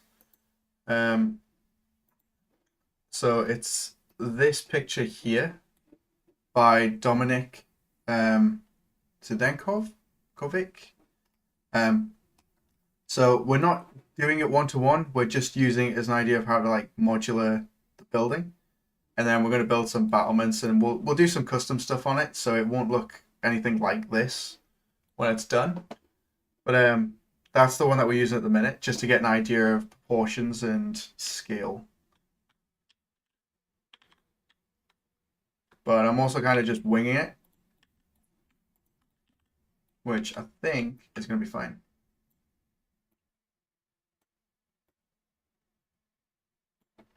It looks very cool. It looks really cool.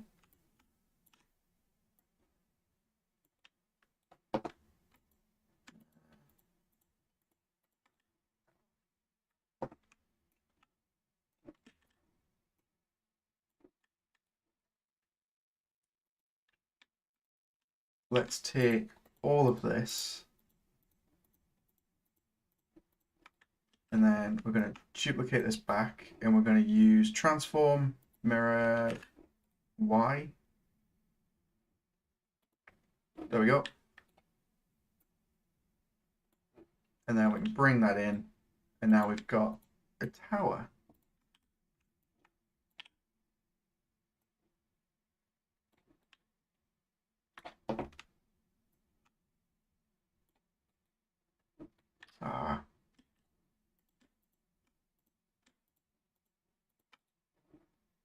Transform. I always get the transform wrong. There we go. Cool. So we're getting somewhere,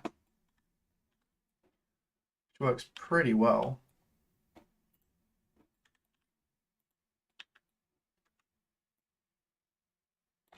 I'm probably gonna have to do some more work on these sections for the top mounts. But you can kind of see how it's coming together. Ah.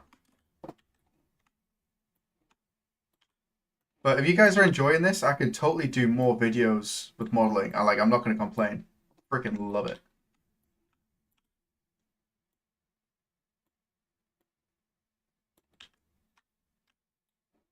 So this is where it's going to get unique. So, should be able to do this one, hopefully.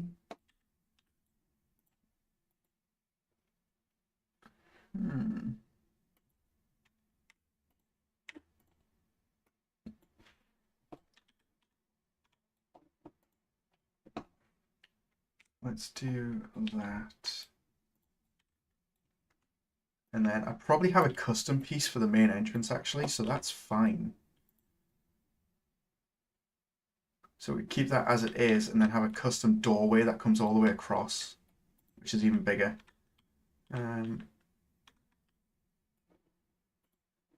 Do I not have... Oh, I thought I had walls on that side.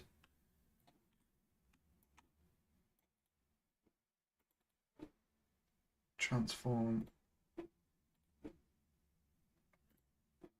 X. And then a custom doorway mesh in here, which would also be pretty cool. Doesn't look half bad already, to be fair. Definitely got some work to do, though. So now what we could do is block out some... Actually, like, I don't know what they're called. I'll show you what I mean, though. Dimension, size, let's just do 4x4. Galvanic, good evening. I'm going to do that 2x2 actually. So we know we've got this as a corner part of our wall. So let's say it's kind of modeled on there. So that's going to be the grid. And then we could bring this across. And then we're going to bring this down.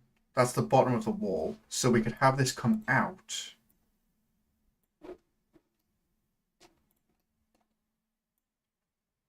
Let's do this about there. We're clipping. Just trying to figure out in my head whereabouts this bit would go. Probably about there. And then I would change the grid.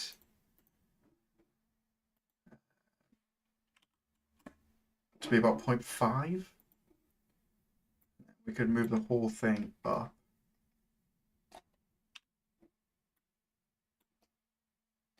About there, and then bring this in to about there. So it's going to come down. And then what we could do is we can take this bit and kind of bevel it in.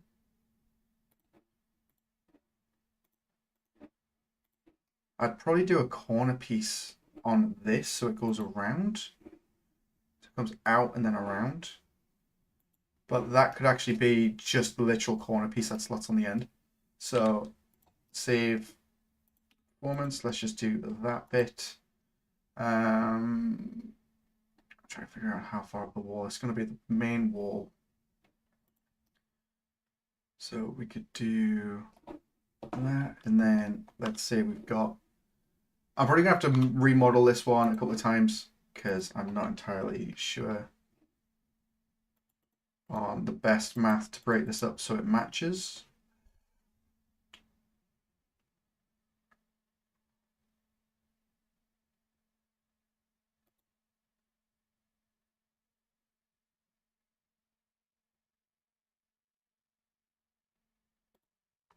Needs to be an odd number so we can pull it up. Is it a rampart? Is that what it's called?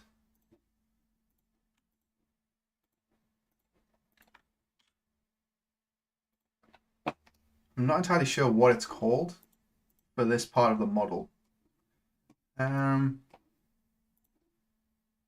Okay, we've got that. We could have bits underneath. I'm not going to worry about modeling that detail in at the moment. What we're going to do is kind of smooth it up though.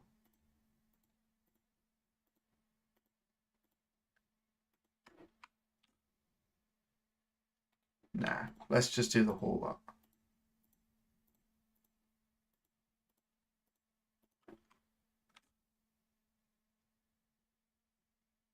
There we go. I'm going to do modifier, weighted normals, and then make sure it is on smooth. That looks pretty cool. It looks terrible, but once we've added some edge loops in, we'll get that smoothed up. I'm not too worried about performance. I just want the shading to look a bit nicer. And then we can kind of go from there. It's going to snap, isn't it? Yeah. Wait, what did I do? There we go. Wrong one. There we go.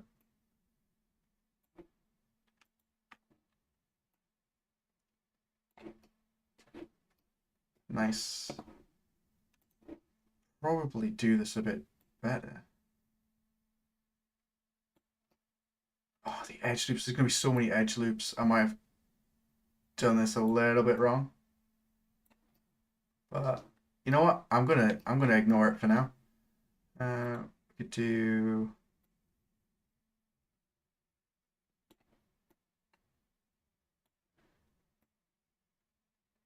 Don't follow this. There'll be better ways of laying out the geometry for this. But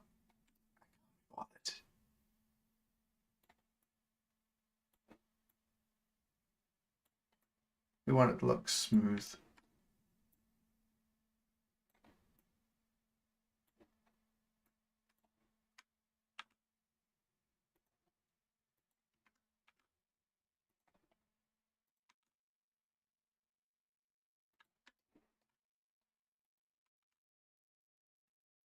We're basically just doing a blockout anyway. That's fine. How are you doing? What are you making? Level design. I'm doing good. I'm doing some modeling for the first time in a long time, which is really quite nice. Okay.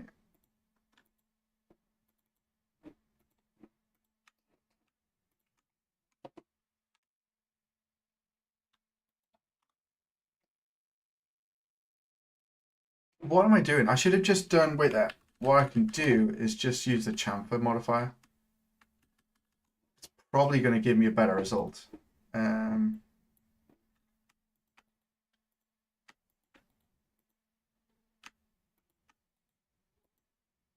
Solve edge. Solve edge. Solve edge. Modifier. Modifier. Is it just the bevel modifier? There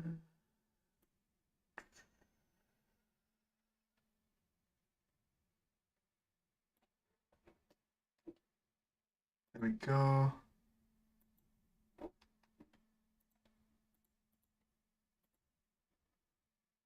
Weighted. It's not going to let me do it.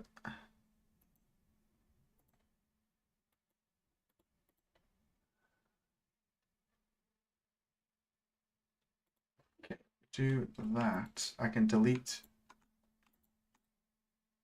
this edge, that edge, and then I can use bevel weight.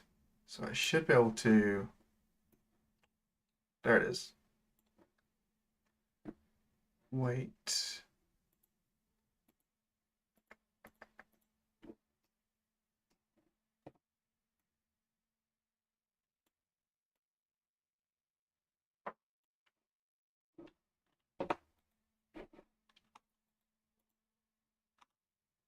There we go.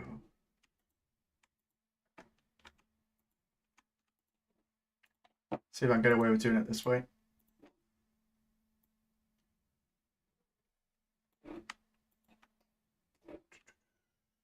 Green bevel weight. Hmm.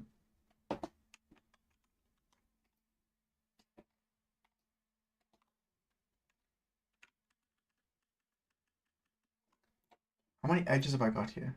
Just the one. Ah, you know what? I might just leave this and then we'll come back to it. The idea is to just block it all out anyway. Okay, so that's fine. What we want to do is set this to 0, 0. I need to make sure snapping is on. What I'm going to do is I'm just going to use the edge of the mesh. And then we do set origin to 3D cursor. SM underscore, I don't know what it's called. 8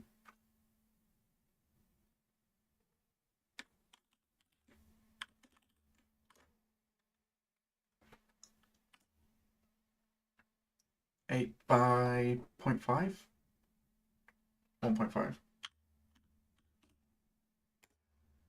we go. Meshes, pipeline, export, send to Unreal. And then we get the part in here, which is super cool. So we should be able to just snap that onto here.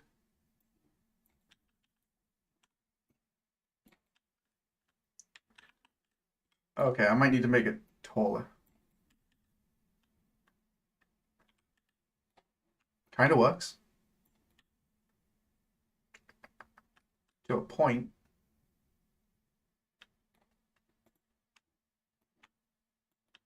To be fair, putting a mesh underneath that wouldn't look too bad.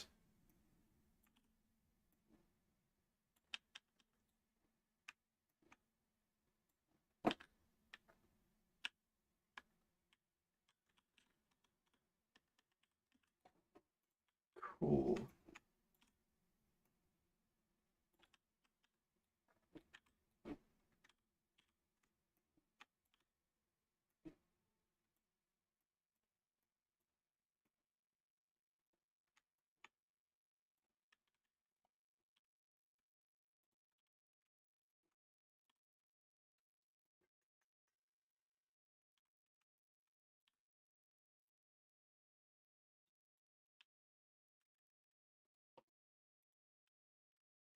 See, this bit would have a staircase going up to it or something. That would be a good way of doing it. Let's take that one. I'm going to right click, transform mirror, mirror X. There we go.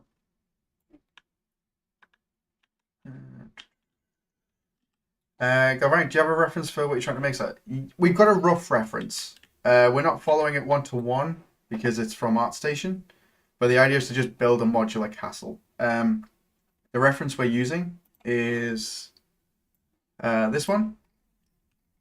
So we're using this from, it is from Dominic Zdenkovic on ArtStation. So we were having a look through ArtStation, we found this reference. So we're kind of using it as not exactly a one-to-one, but like a base for getting an idea of how we can make something look cool. So you see we've already like come away from the actual reference, but we're just gonna keep blocking something out and then see what we come up with.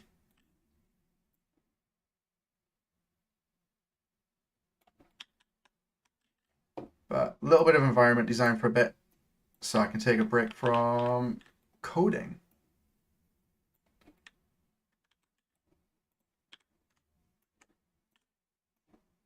Which will be really nice. Cool.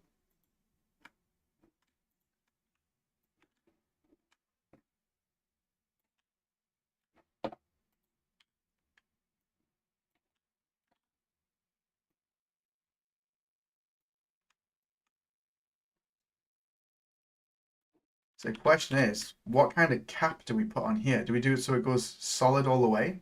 Or do we do like a higher block, like a point? Like a Gothic corner piece? which would probably work quite well actually.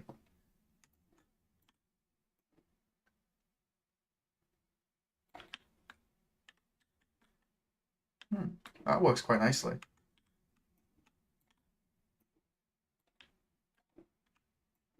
So this is where we'll need a custom part as well.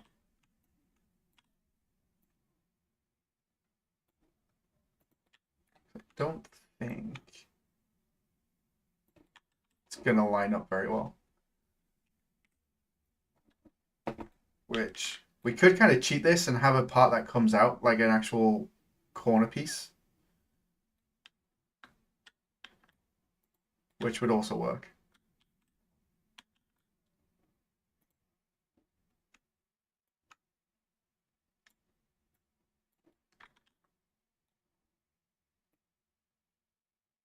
I need to change my grid snapping to 50 and then move them all up slightly.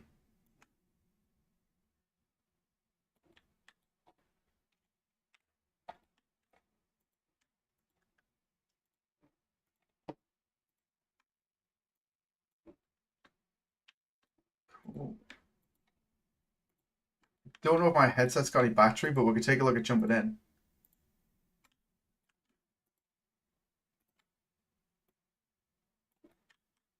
There we go. Cool. Not perfect, but we got to start somewhere.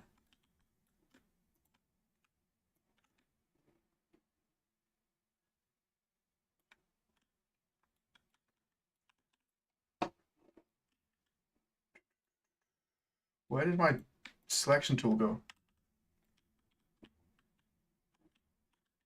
Wait, what?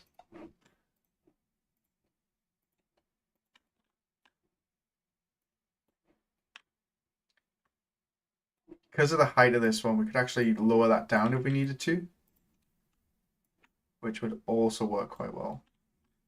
I might have to do some math on these ones to see if I can get the corners to build into it. So do like a corner piece for the main part, which would probably work quite well. Cool. How is chat doing?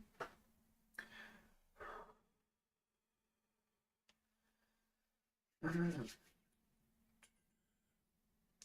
I really need to learn Blender. My free student license is about to end. Do you have a reference you're trying to make? Yeah. Got the reference, mentioned that.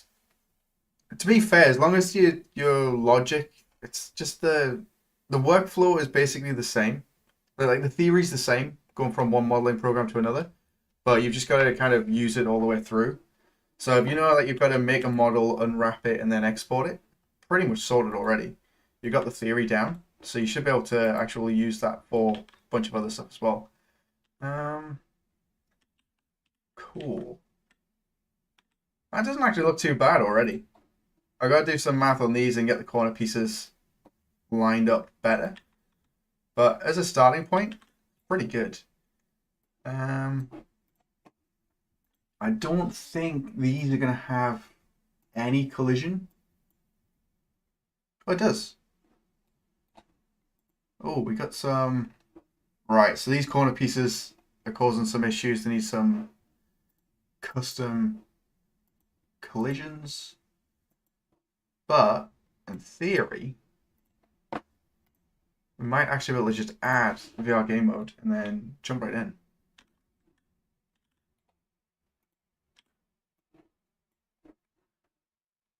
I'm not going to build lighting because it's going to break because I haven't set up any light maps. Okay, we've got a bit of battery. Link, launch.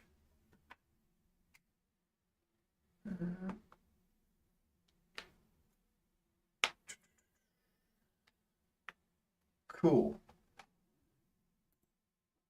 Hopefully we should just be able to press play.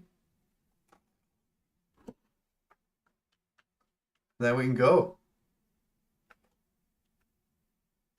Oh, the scale is pretty much spot on. Staircase going up here so you can get on the battlements. I can't teleport because I haven't got a nav mesh. Door needs to be so much bigger. which will be cool. This could have like a massive entrance.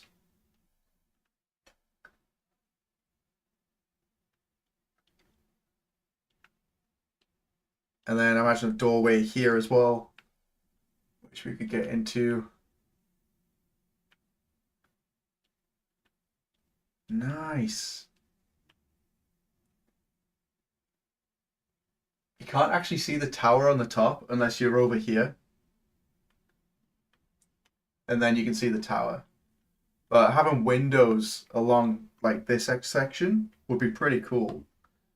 And then could have a bunch of stuff built up here, which look even better with torches and that. Oh my god. So that bit could be brought across. Unless I point it like that one, so have it come to a point and then it kind of curves in and then it goes to a shear, so it's like a sloped cap on the end of it. That would work. But pretty much nailed the scale. It's just the doors need cleaning up.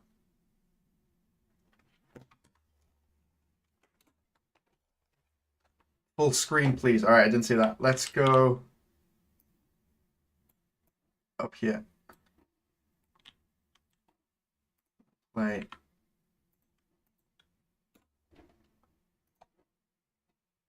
There we go.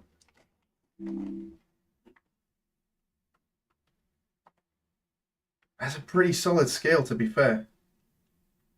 And bone arrows over the top. These would probably be a little bit higher. Like I could probably do with moving those up. But overall, it's not a bad size. And then main scale. Cool.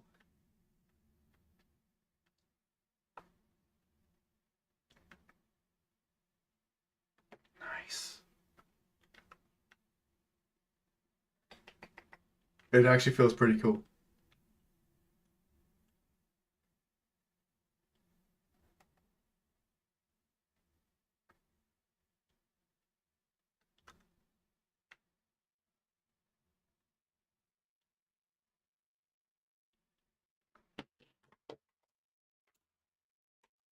Nice.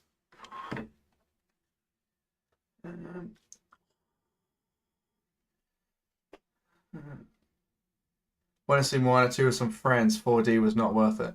4D for Alien. The new Alien movie that just came out. Oh, what's it called? Alien Romulus was absolutely fantastic. It was totally worth it. But yeah, I used to use Blender for a company that I used to work for 2 years ago.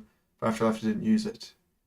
Yeah, I'll need to get back Blender in practice. Put my hands on brain. Go and click into Maya.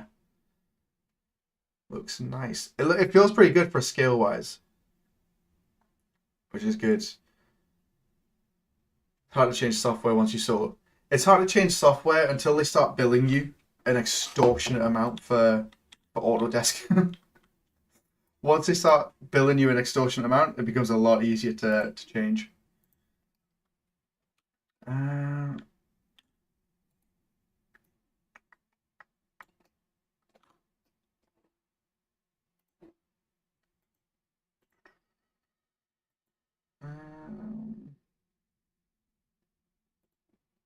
Do that, and then just split it up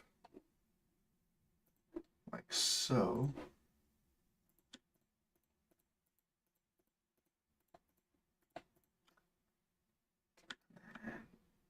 We extrude. Trying to figure how far we extrude. I think 2 would be enough.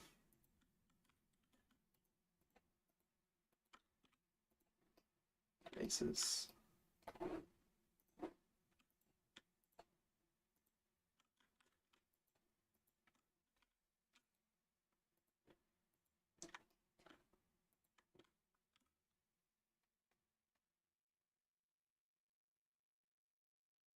We got it pretty hard edges at the minute. Trying to figure out whether I do a curve or keep with like the gothic style.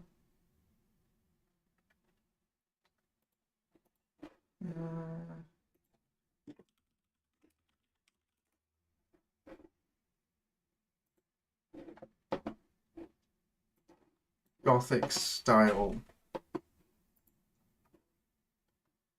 This is cool. Like, this is, I think this is what we should aim for.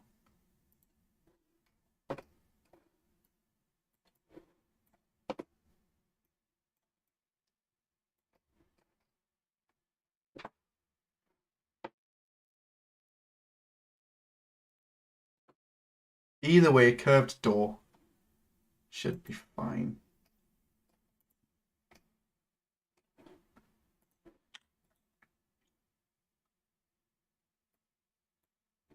Distance, cool.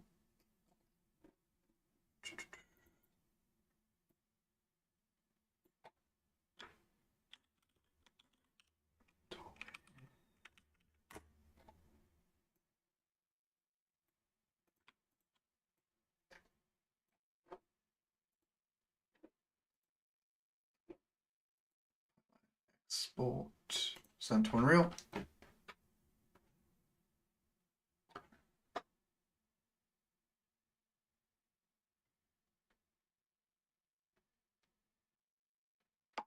Cool. Right, Unreal. Door.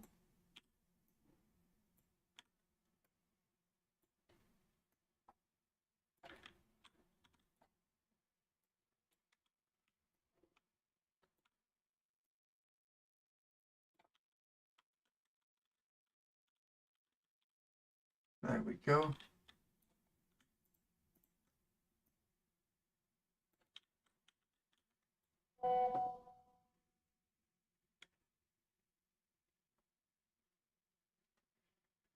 What's going on with my phone?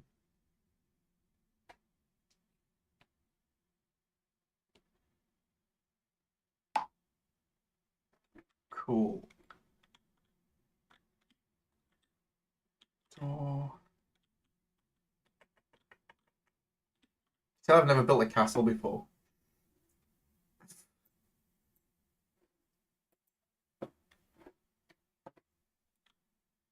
We'll keep blocking this out, and then what I'll do is I'll have a proper think about how we can lay out some of the parts, and then redesign them so it kind of flows back in. Will be much better. We also need a world line material, so what we could do is get some placeholder stuff to work as the brick, and then we take a look at that. So I know CG textures used to be a thing.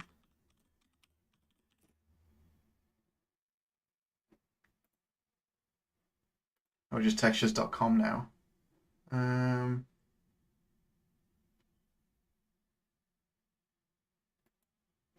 Let's try and log in.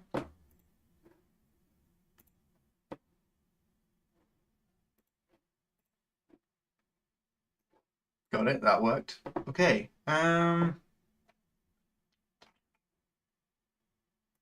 Brick. Medieval.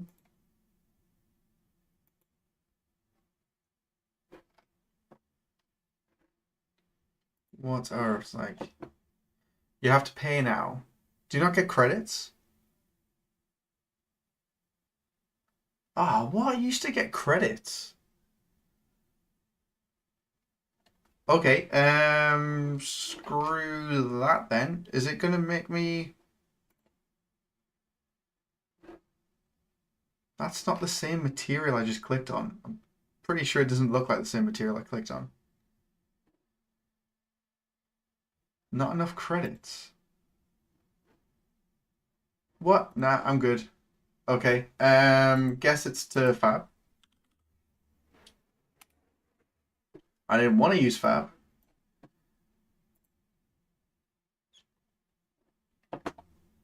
Jay used to get 15 a day. Yeah, it's been a while since I've used it though.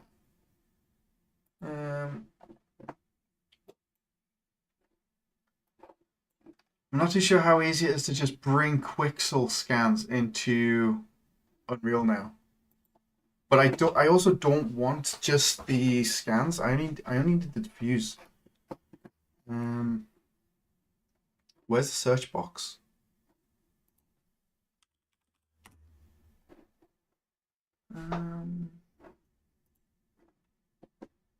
Pixel material textures. It's been so long since I've used this.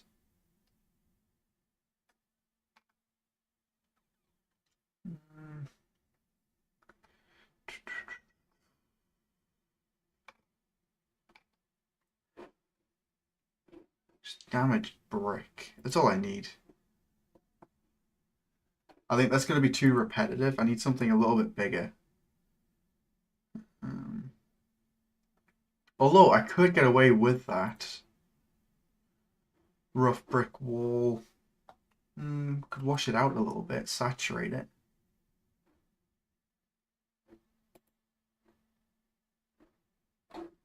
Too much.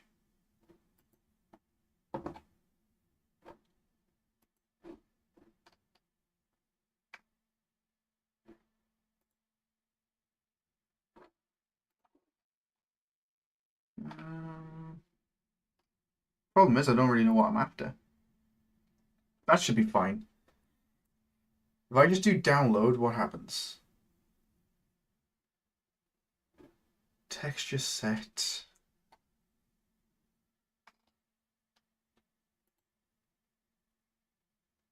Downloads.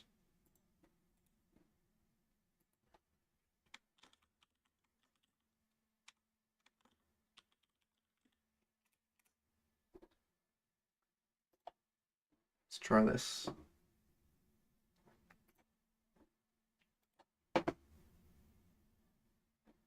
New folder.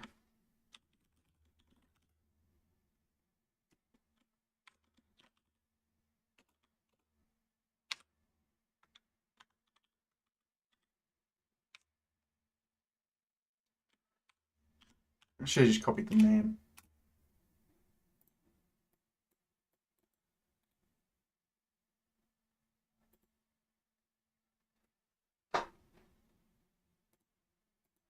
That's a lot of maps.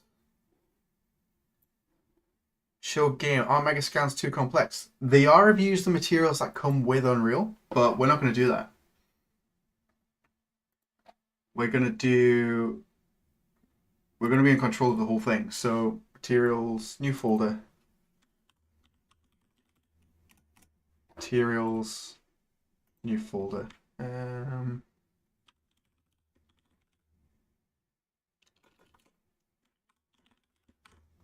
Let's go.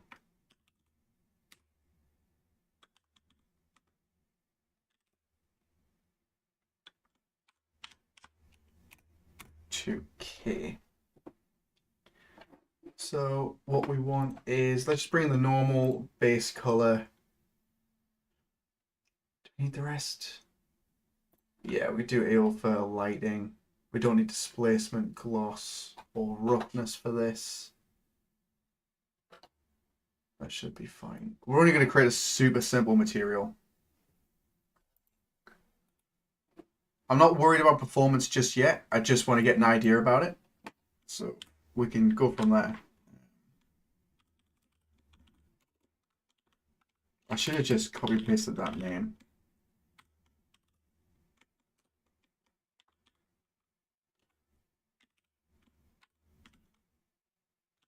Okay.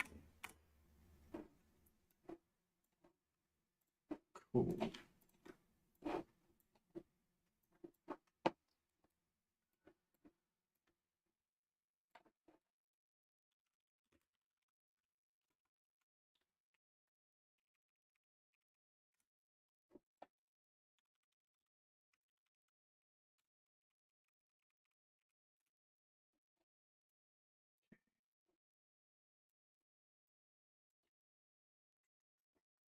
It's never a texture sample, is it? It's texture object.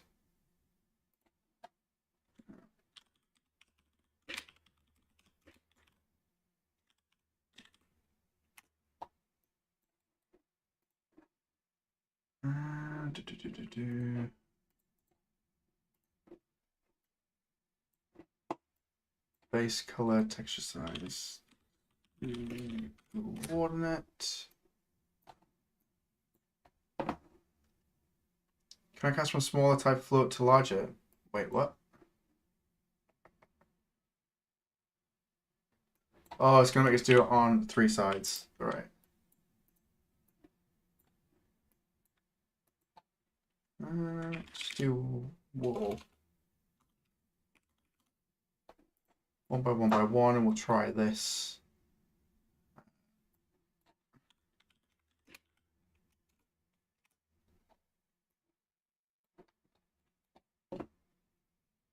It should be fine.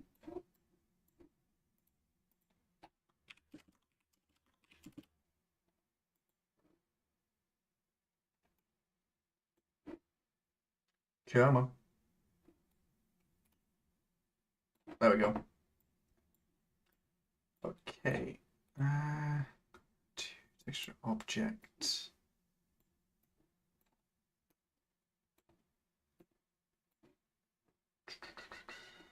World position.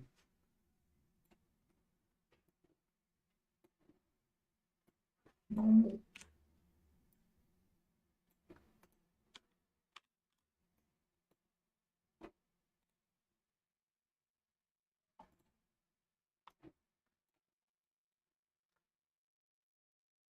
Oh, someone just happened to chat. 2 res that make custom tileable texture, just a constant. Yep.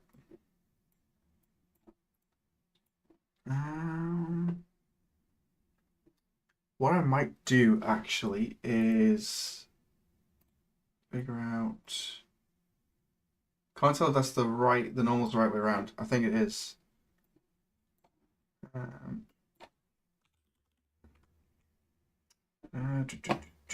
Flatten normal.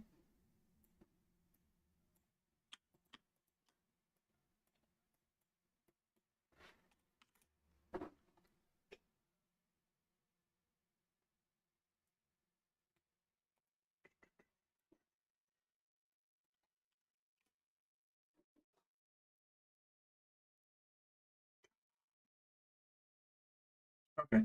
I can never remember which way it is.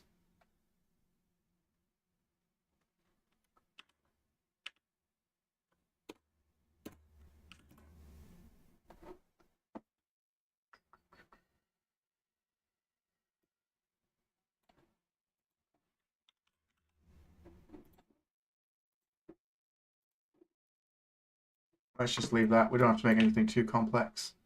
World line, texture size, that's going to go in there. World position, it's going to go in there. And then X, Y, and Z, what I'm going to do is I'm going to see about adding it. So just adding that one at the top. So we should get some shadow on it. Bit too much, or the wrong way around.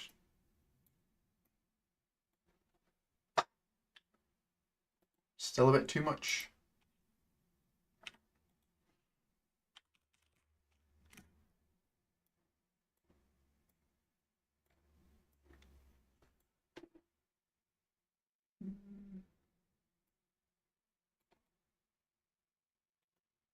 That looks pretty good. Apply.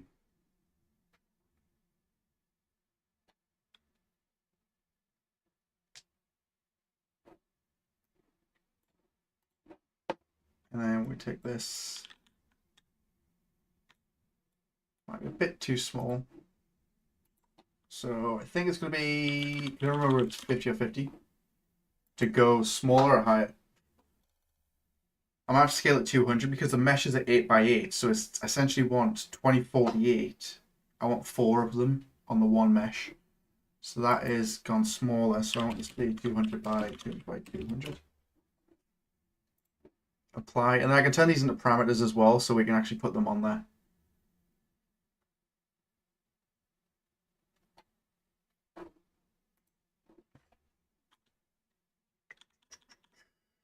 Pretty sure that's upside down as well.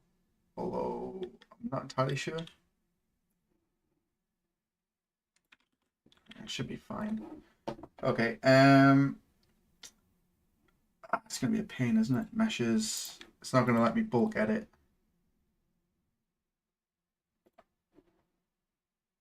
Static mesh.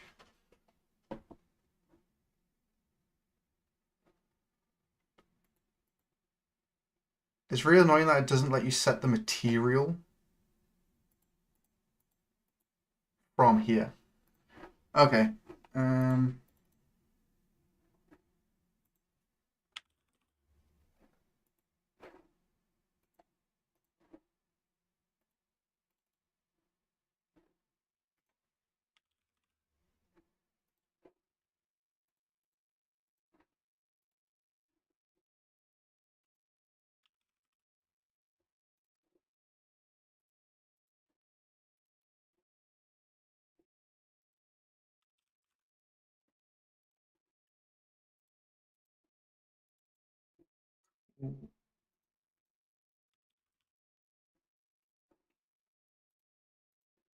it's so annoying you've got to do this manually.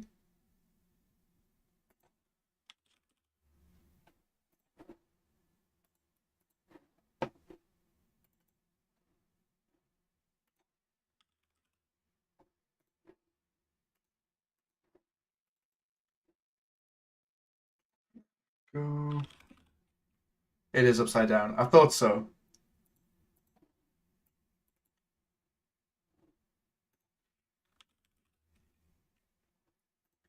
I wonder why it's upside down.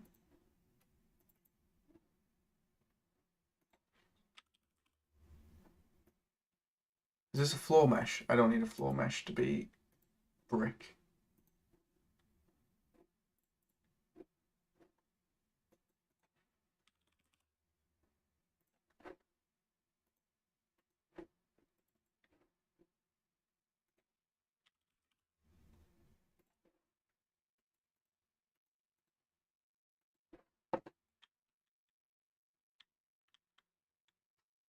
The tiling is so obvious.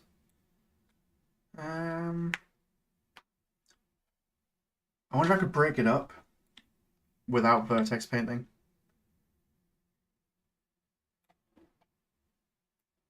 I could probably do a shader where I break it up. Um, let's close all of these.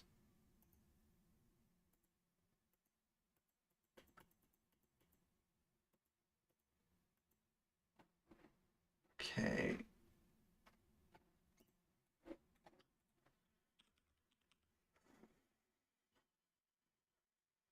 Um,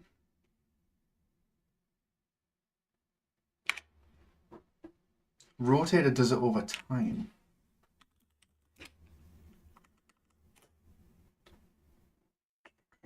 Decals plus other meshes. Yeah.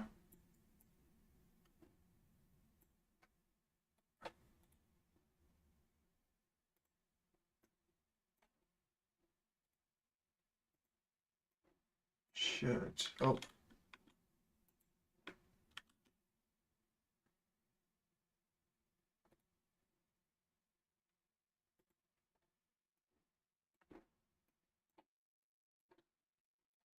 UVs, rotation center, vector 2, default 50-50, and then we could do rotation as 0, so 0.5 should flip it.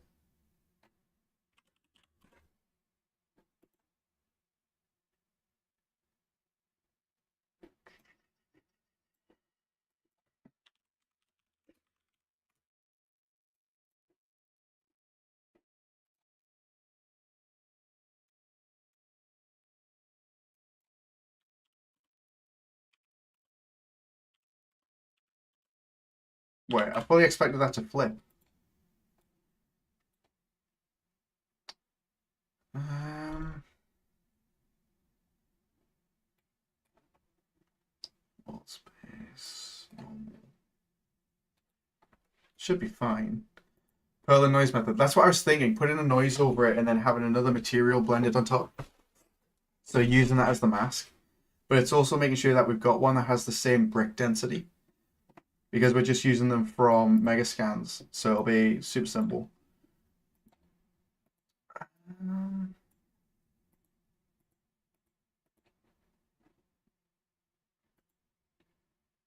I'm not too sure why it's not rotating.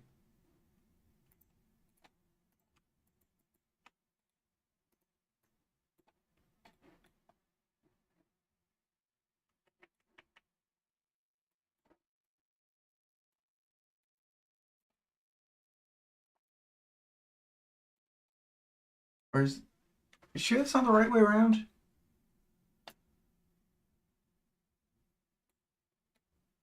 I think it might be the right way around. It might just look bad. It might just look bad.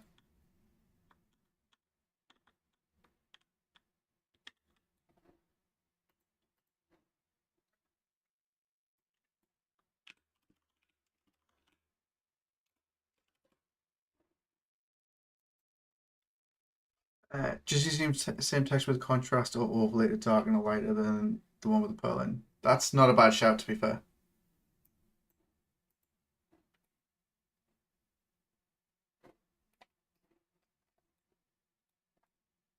Yeah, let's try it.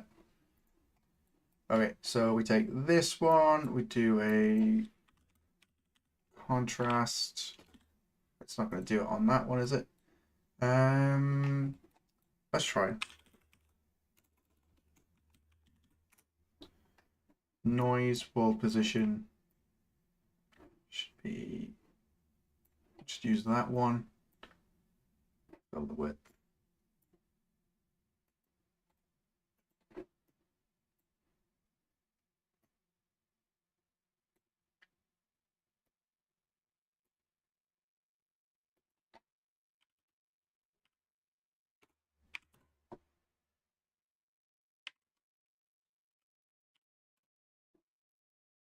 I'm not worried about putting parameters in just at the minute.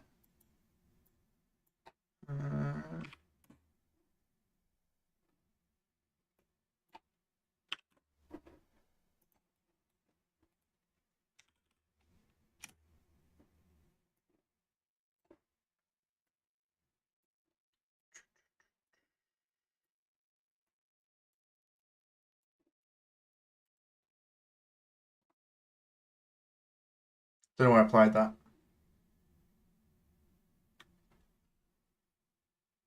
See, doing a full vertex shader would be the better option.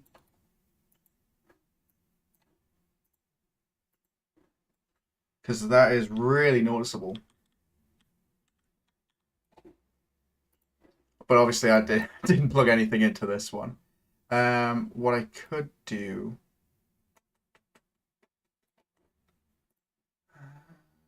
Is it gonna let me? It should let me do a contrast. Cheap contrast. And then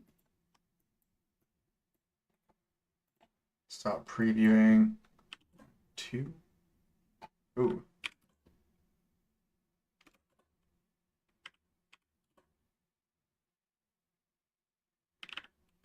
It just washes it out completely, doesn't it? I forgot about that.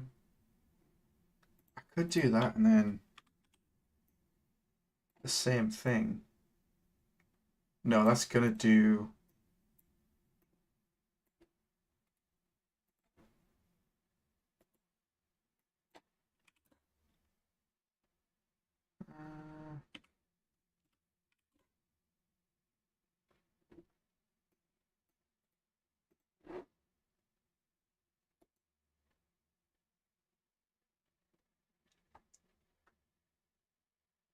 Or a hue shift.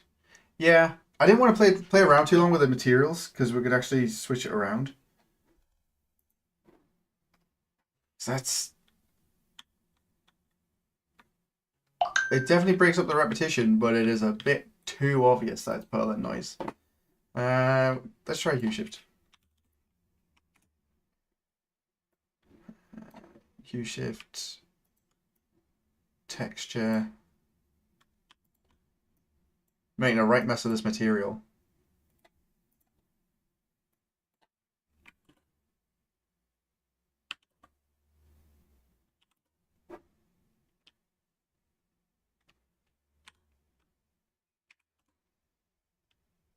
We're not changing. What's the percentage? 0's default, right. 0.8. Ooh.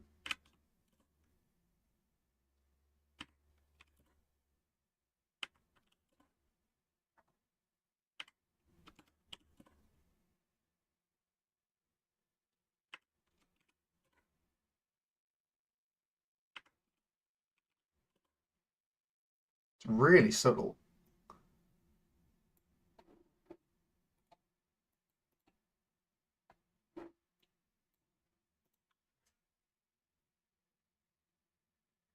I might have to do a lerp on the noise to reduce the intensity down. Or a multiply just to bring it in a little bit.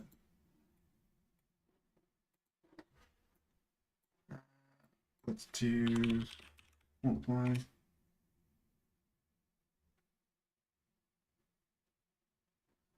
Okay.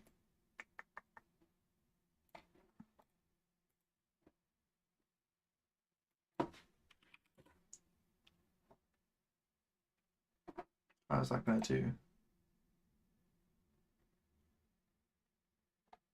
So you definitely set the parameters, but it'd be a bit easier.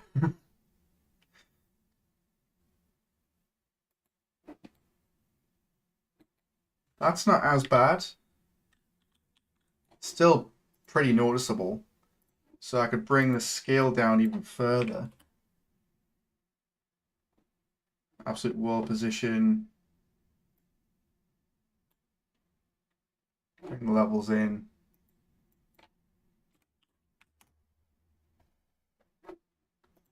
Make it a bit more subtle.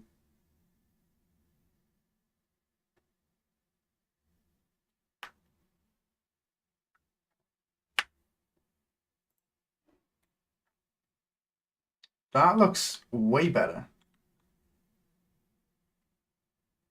You can still kind of see the tiling, but the dirt over the top makes it look a much better. Um,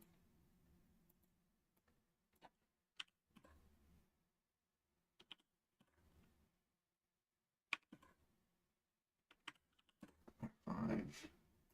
I'm going to change this just to see what happens. I'm not entirely sure what this line's doing or adding.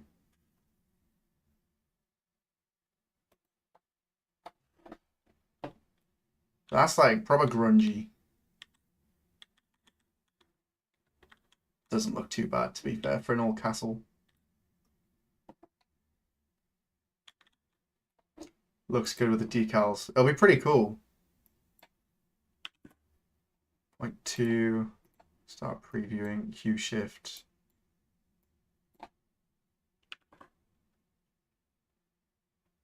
Point 3. Start previewing.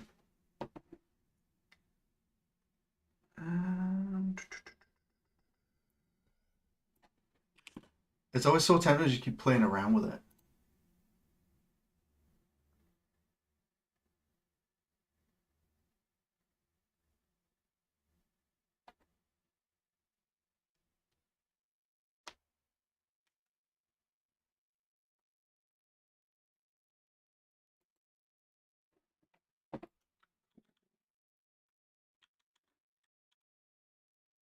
It does feel like the shadows are a bit upside down.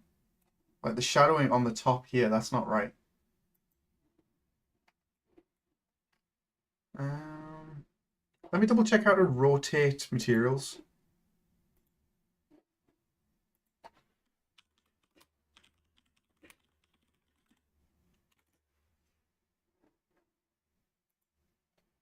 Um, I'm pretty sure what I could actually do, which is going to be really bad. I should be able to just flip this.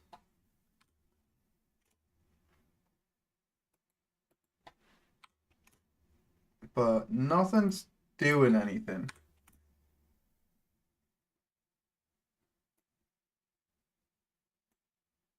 Hmm.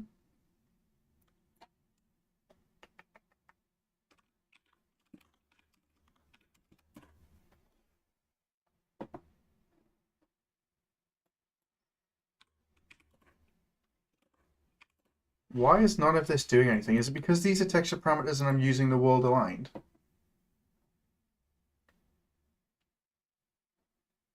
Or is it because I'm using world position?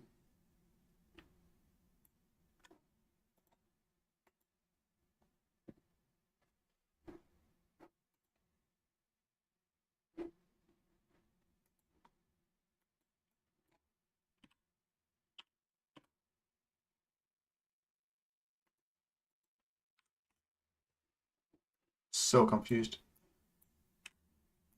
I'm pretty sure I used to be able to just plug in a custom rotator and then have it switch around.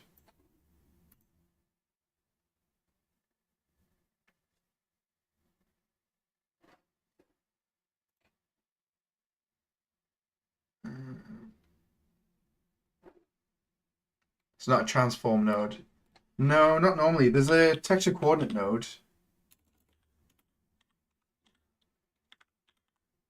But I don't think we can use the transform. It just changes from world space to local space.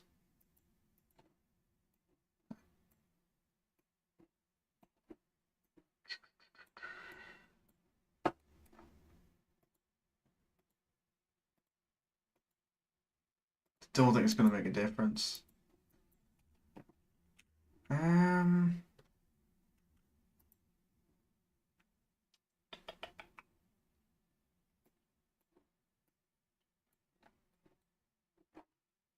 I could ignore it for now.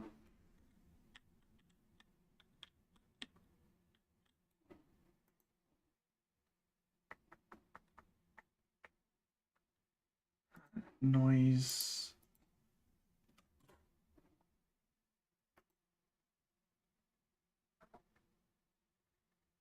What if you rotate the textures itself?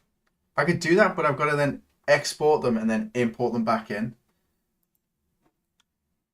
Should be possible with the shader to just do that.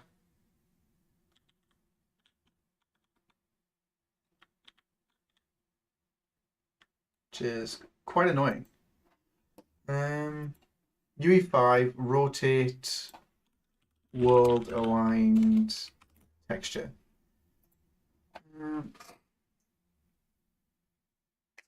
How to rotate world aligned textures, architectural design visualization.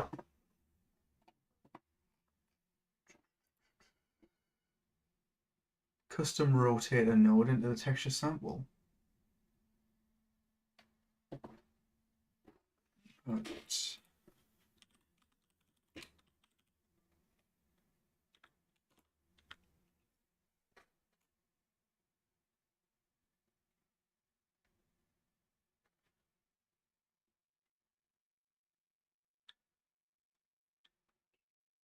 they're using custom rotators again.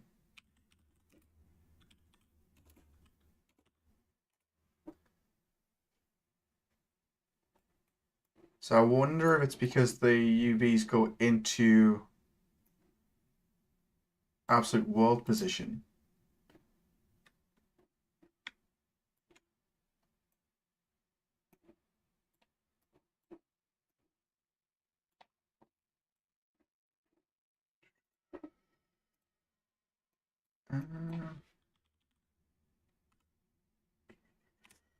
Right, factor 3. We need factor 3. What's this output? Value of 1.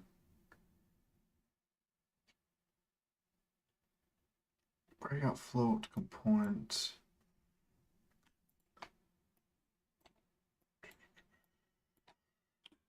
0.5, and then needs to be a vector 3.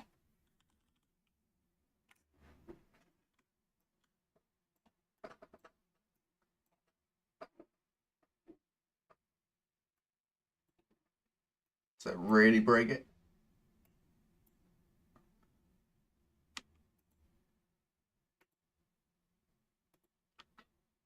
It busts it. Ah, so annoying.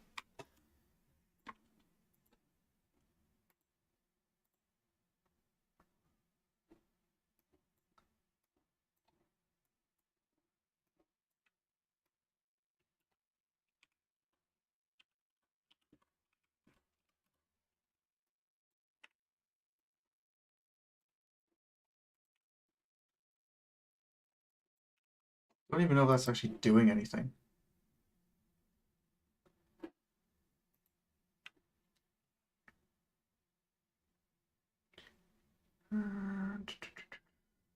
Try taking off full position. Just done it. Love your rotate texture itself. Take off full position. Offset should be fine.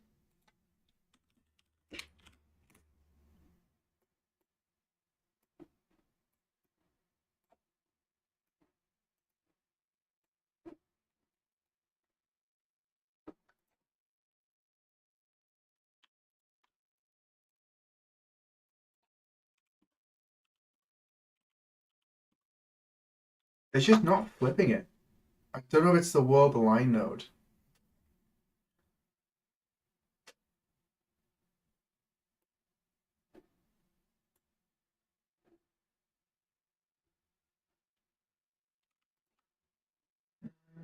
Functional align cannot use from smaller float to larger float.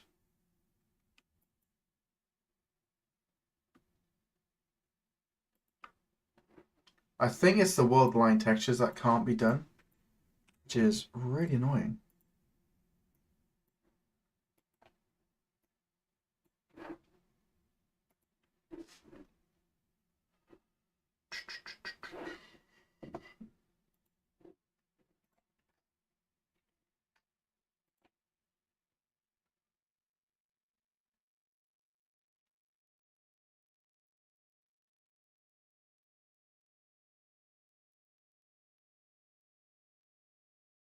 Um,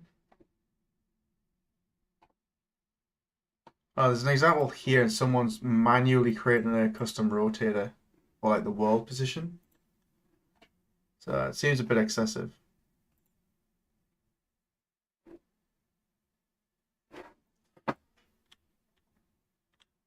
Either way, that looks way better than what it was.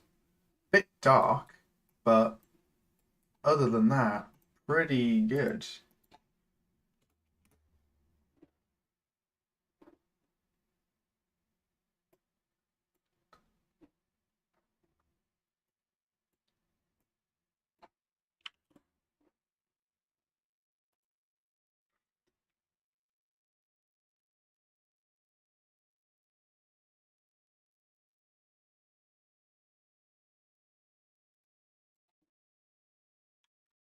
Oh.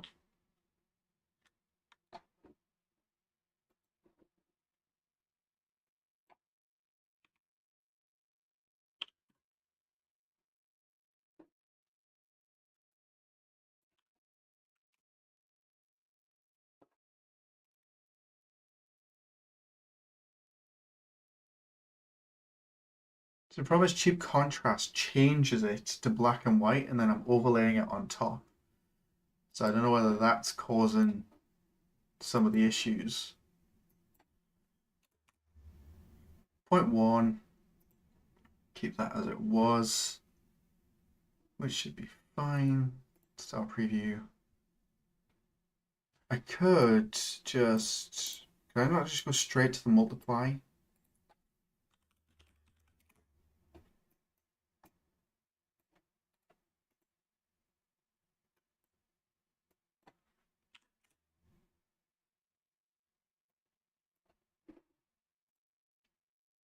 It's gonna lighten it up.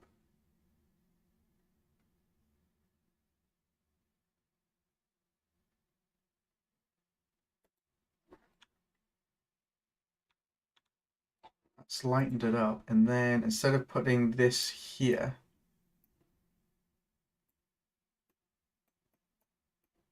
add the lighting on afterwards.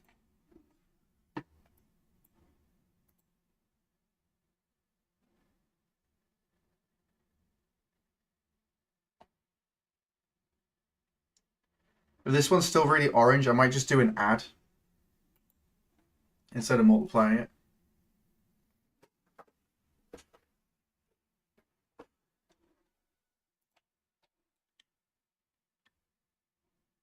That looks way better.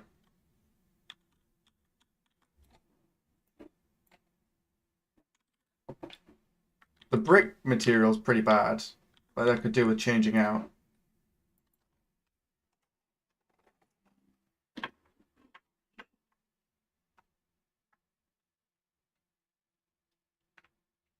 But overall, actually, it breaks up the tiling pretty well. With more detail, it could work quite nicely. It's a bit low res. So 2K, send it to 4 might be a bit high.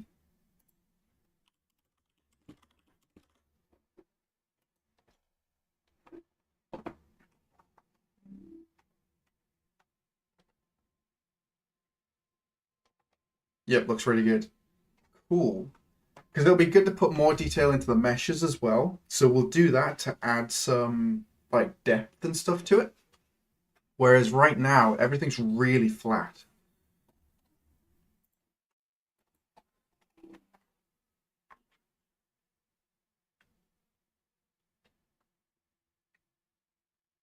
That does look better. Like different brickwork, like grey bricks and stuff on these. And then corner pieces to break up the bricks on the corners would work quite nicely.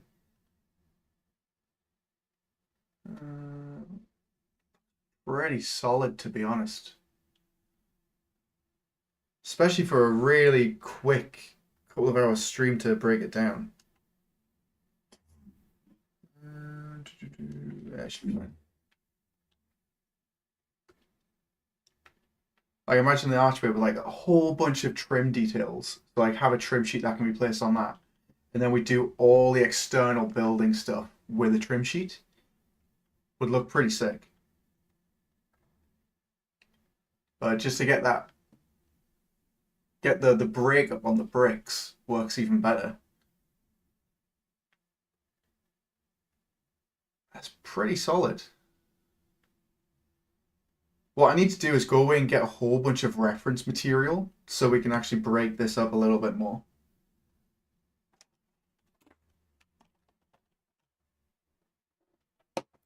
Because let's say we go into Blender.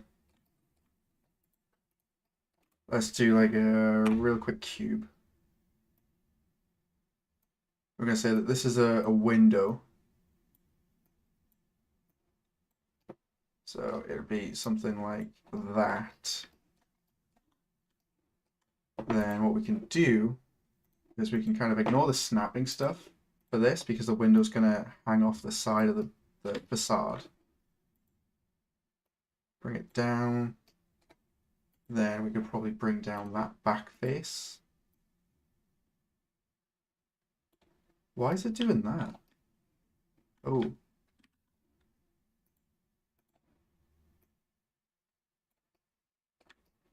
Something like that.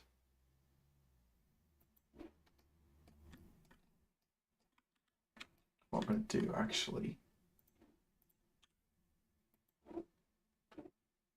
is then take that and then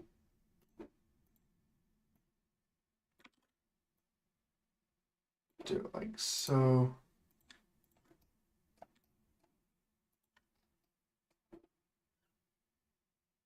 I think we can then use that one. There's one of these. Extrude along normals. There it is. I never understand why it does that. It like flares out.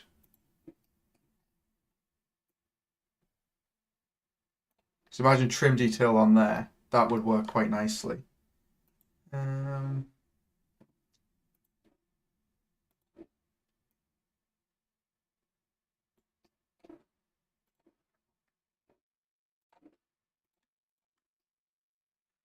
That.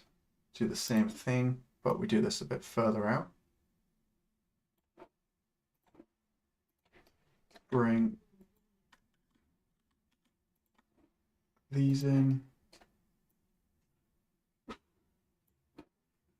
Like so, and then we've got this extra detail that we can bring up. We could actually scale this a little bit. Oh.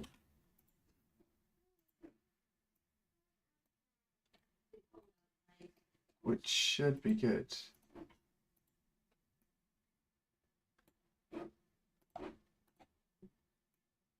So we got that. And then what I want to do is kind of extrude this up.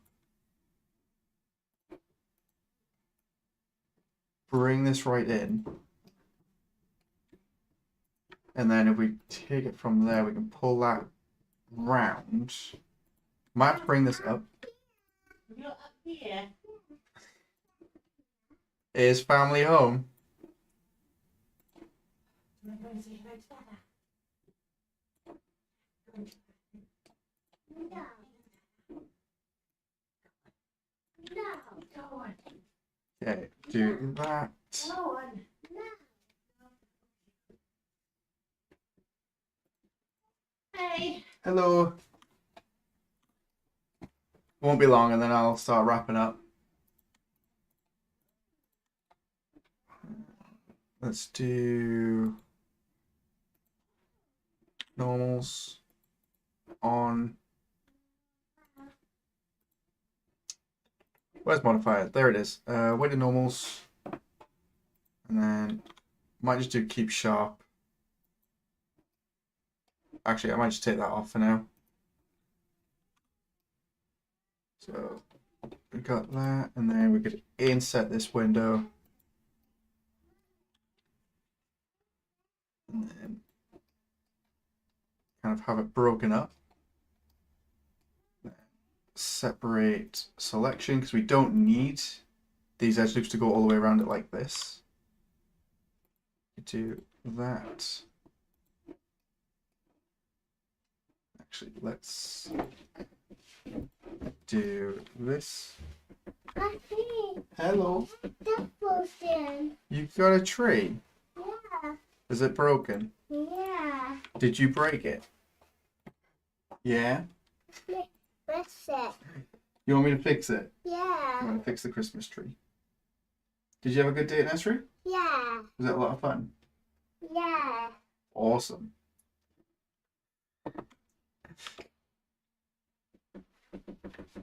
Okay, got that. Like so. I'm going to move this one up.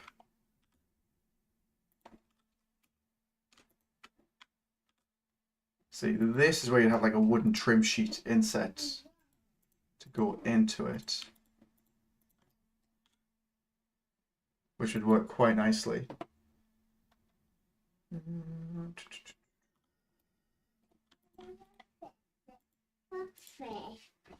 Join. And then need to make sure that this snaps to the mesh. Did you break it again? Yeah.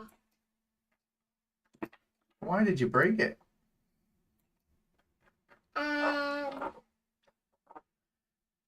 Sergeant 3D cursor, and then we can have this as the window.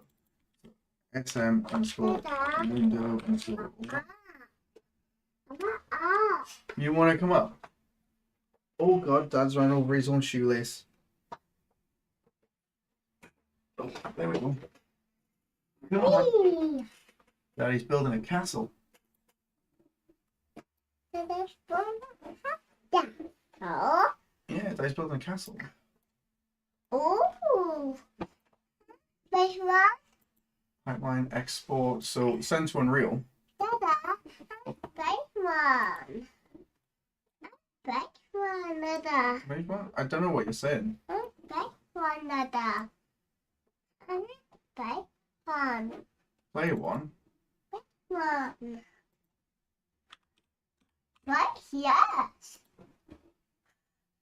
It's Daddy's terrible window. So we can break it up a little bit.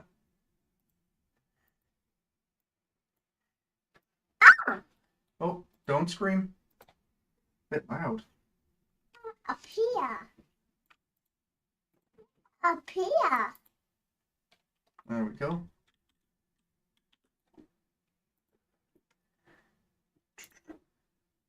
Can I do wireframe? That's not going to be helpful.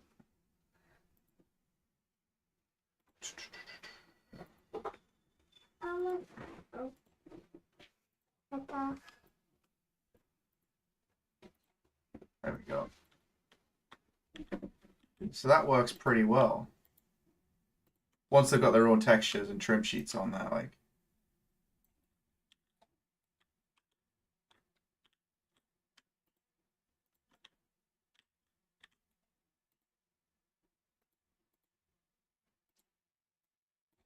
There we go.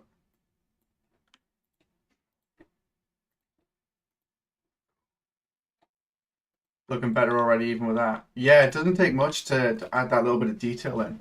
We're quite lucky for the fact that we don't see inside of the building from the exterior. So we don't have to do any modifications with the mesh at the back. so we can get away with it.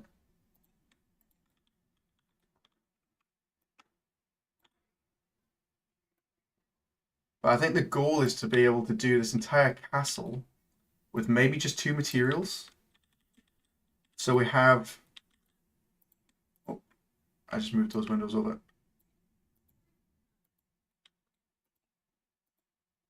There we go. Looks pretty good.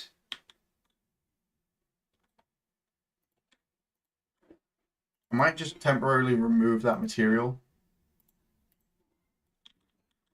just so we can see them a little bit easier.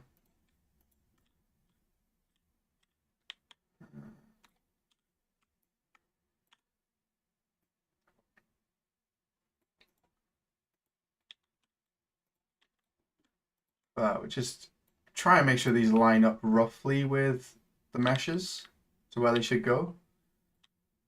And then we can go from there. Like, I don't know what you guys have thought about this stream, just like doing stuff like this, even though it's not the best modeling in the world. So I'd like to know, to be fair, if you guys want to see more streams like this. So I'm totally up for doing more modeling stuff.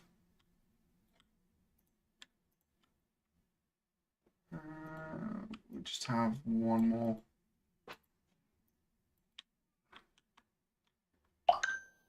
There we go.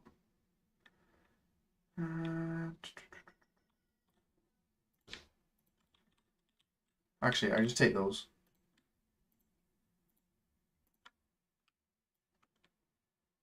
I've enjoyed it a lot. Awesome. It's been quite nice to take a break from doing coding, to be fair. And good interaction. It's all good when there's not many people talking. I can do one-on-one a little bit easier. I might actually remove those windows. Which then works quite well.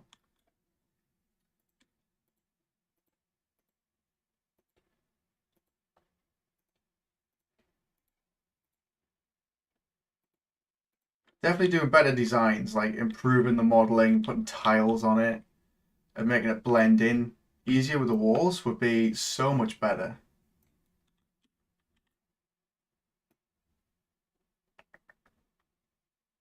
Might do it about there.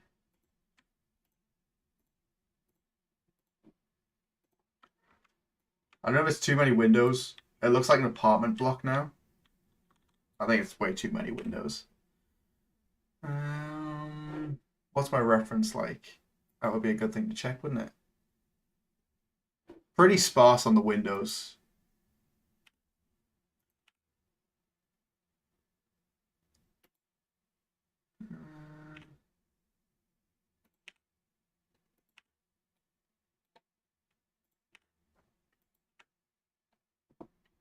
Way too many windows. It is a castle after all. It's supposed to be private.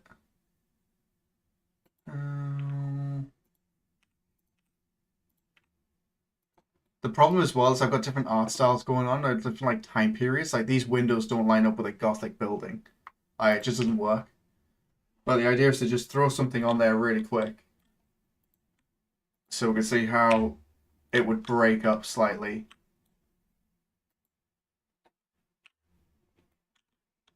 Which I think it works pretty well actually.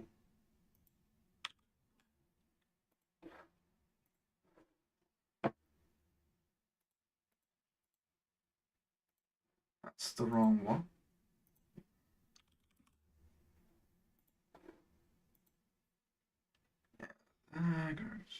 So it's a yes for me at least. On castle windows normally inset though. Yes, they're normally inset. So I would build that into the mesh. But at the minute, we just wanted to see how we would break it up. Like, it would be a case of going back in and then having meshes with inset windows, and then some of them like jitting out like this. That's where it would start breaking it up. So we can kind of do a couple more streams where we get all the base models in there, and then we start looking at doing that. Because if we do it that way, we then have an idea where the trims are going to go. So like the trim sheet required for around the window is going to be a different brick than the rest of the brickwork. So we can model it all in to what's on there. So like the door frame down here and this door, and it's got like a beam going across the top. And we've got the lights. We can try and get all of that into just one texture. So we've got a tiling texture for the whole building. And then we've got the brick up on it as well. But it works pretty well. Even like this. So What are you doing? just for playing around, I think it works quite nicely. I think I'd like to get to the point where we can use Substance Designer to make some custom materials for it, and then have that in here. Got an awful flicker on my headset, but I think that's the connection to the USBs. But yeah, I think falling it there might be a good one to do. And then we can take a look. Yeah, so kind of block out and scaling was the main thing for this stream. It's just figuring out a scale for the parts. And then I think 4x4 and 8x8 is a pretty good scale for a building this big. We just need to make a whole bunch more parts that all break it up and then have different styles in it. I really need to sit down and put a collection together of what we're actually going for, like the art style we're gonna attempt. But I like the idea of doing like a cliff scene, so it's like a mount, like built into the mountain. Like this scale's too big for what we're doing. I don't think we've got it for the scale for this. It would be way too large. Not impossible though. But for now I think 4x4 or 8x8 is fine, and then build it into the mountain, which would be pretty sick to be fair. I do like this. But this is longer and thin, so that would require changing a lot. But I don't think we need to. I think I just need to get a bunch of reference material, so stuff like this, and then choose a castle design like Gothic or like a more recent one. It'd be good. Not bad. Yeah, good start. Be sure. Interesting to see the next one. Try and do another. I'll try and do another stream tomorrow. I think that'd be pretty cool to do. Like I really want to get into this. Really want to come up with something good. Silver Retina, reduce the size of the cube by half.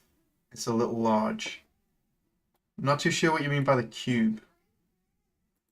Like when you're in it, it feels right.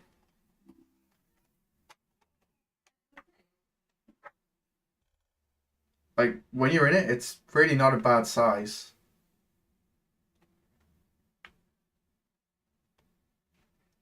Like it does look different on the PC, but when you're there, it's actually pretty good. So you imagine the wall's quite large.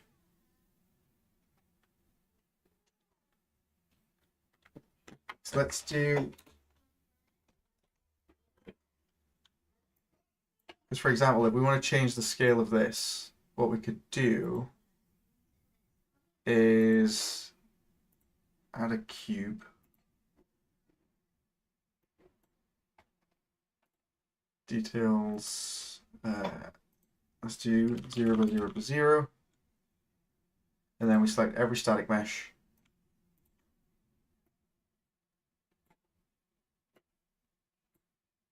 Add it to the cube. And now we can use this one as a reference point. So if I change it to 0.5, 0.5, 0.5, it now looks tiny.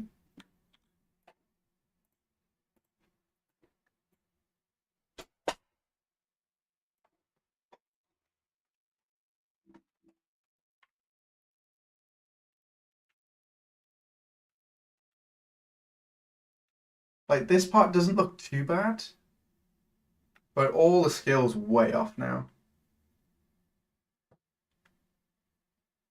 Like maybe these outside walls could be half the size, so it's like this. But I think the main part, or at least the doors, could do with redesign. But it's kind of down to preference on how big we want to go with it. But this just feels kind of small because I'm also sat down. So if I stand up, like that door is tiny. Like,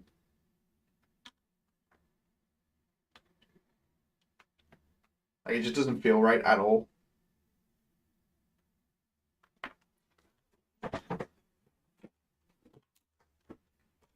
So that's the difference.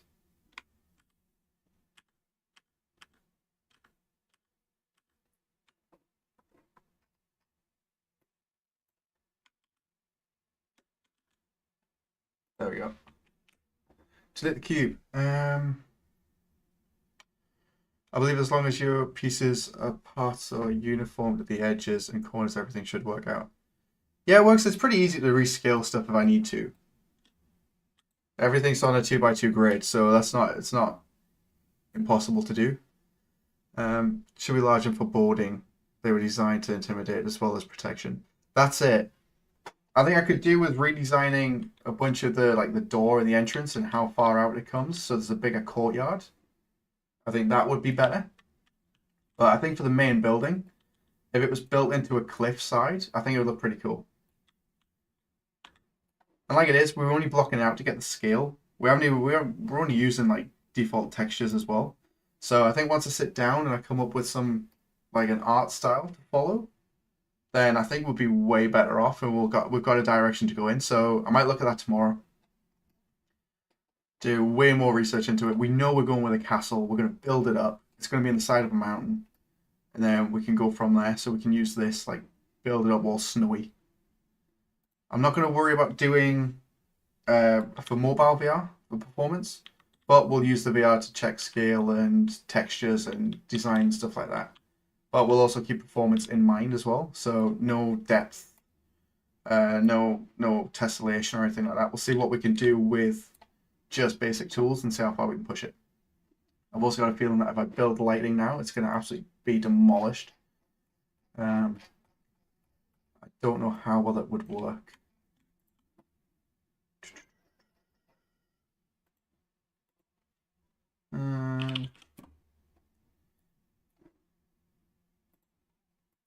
Build lighting. Because the build lighting will have a big impact on this as well. Same as using Ultra Dynamic Sky to do backdrops and lighting for that.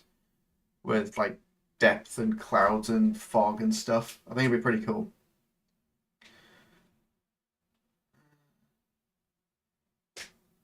Let's try this build and let's see how it goes. And then I'm going to wrap up.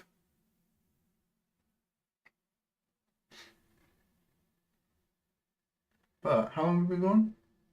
3 hours and 10 minutes? I think that's pretty good progress for 3 hours.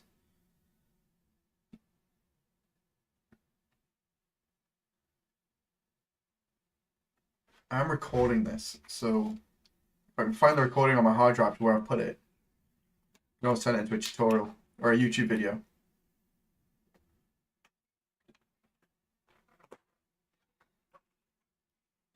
Ah, are you serious? Okay, I think that's a good place to wrap up. Cool.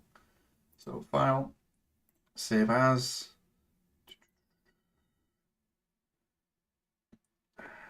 D drive, work. Modular castle. New folder. Blender files.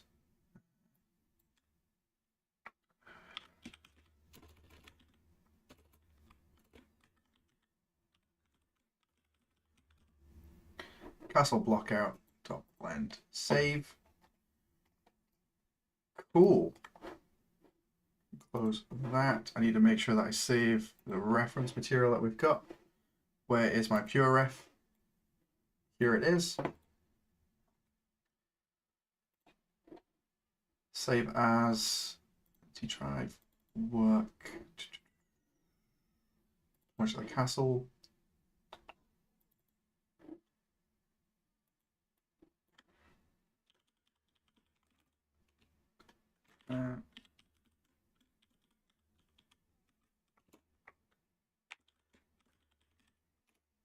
Castle reference board. Cool. If anybody wants to be on the hunt for any reference images, feel free to hop over to the Discord and then pop them into the 3D modeling chat. I'm not entirely sure what that is. But could head over to the 3D modeling or texturing and then just pop the images in there if you find anything that stands out. And then we can also take a look at modeling them for the scene. Do as like a bit of a joint project.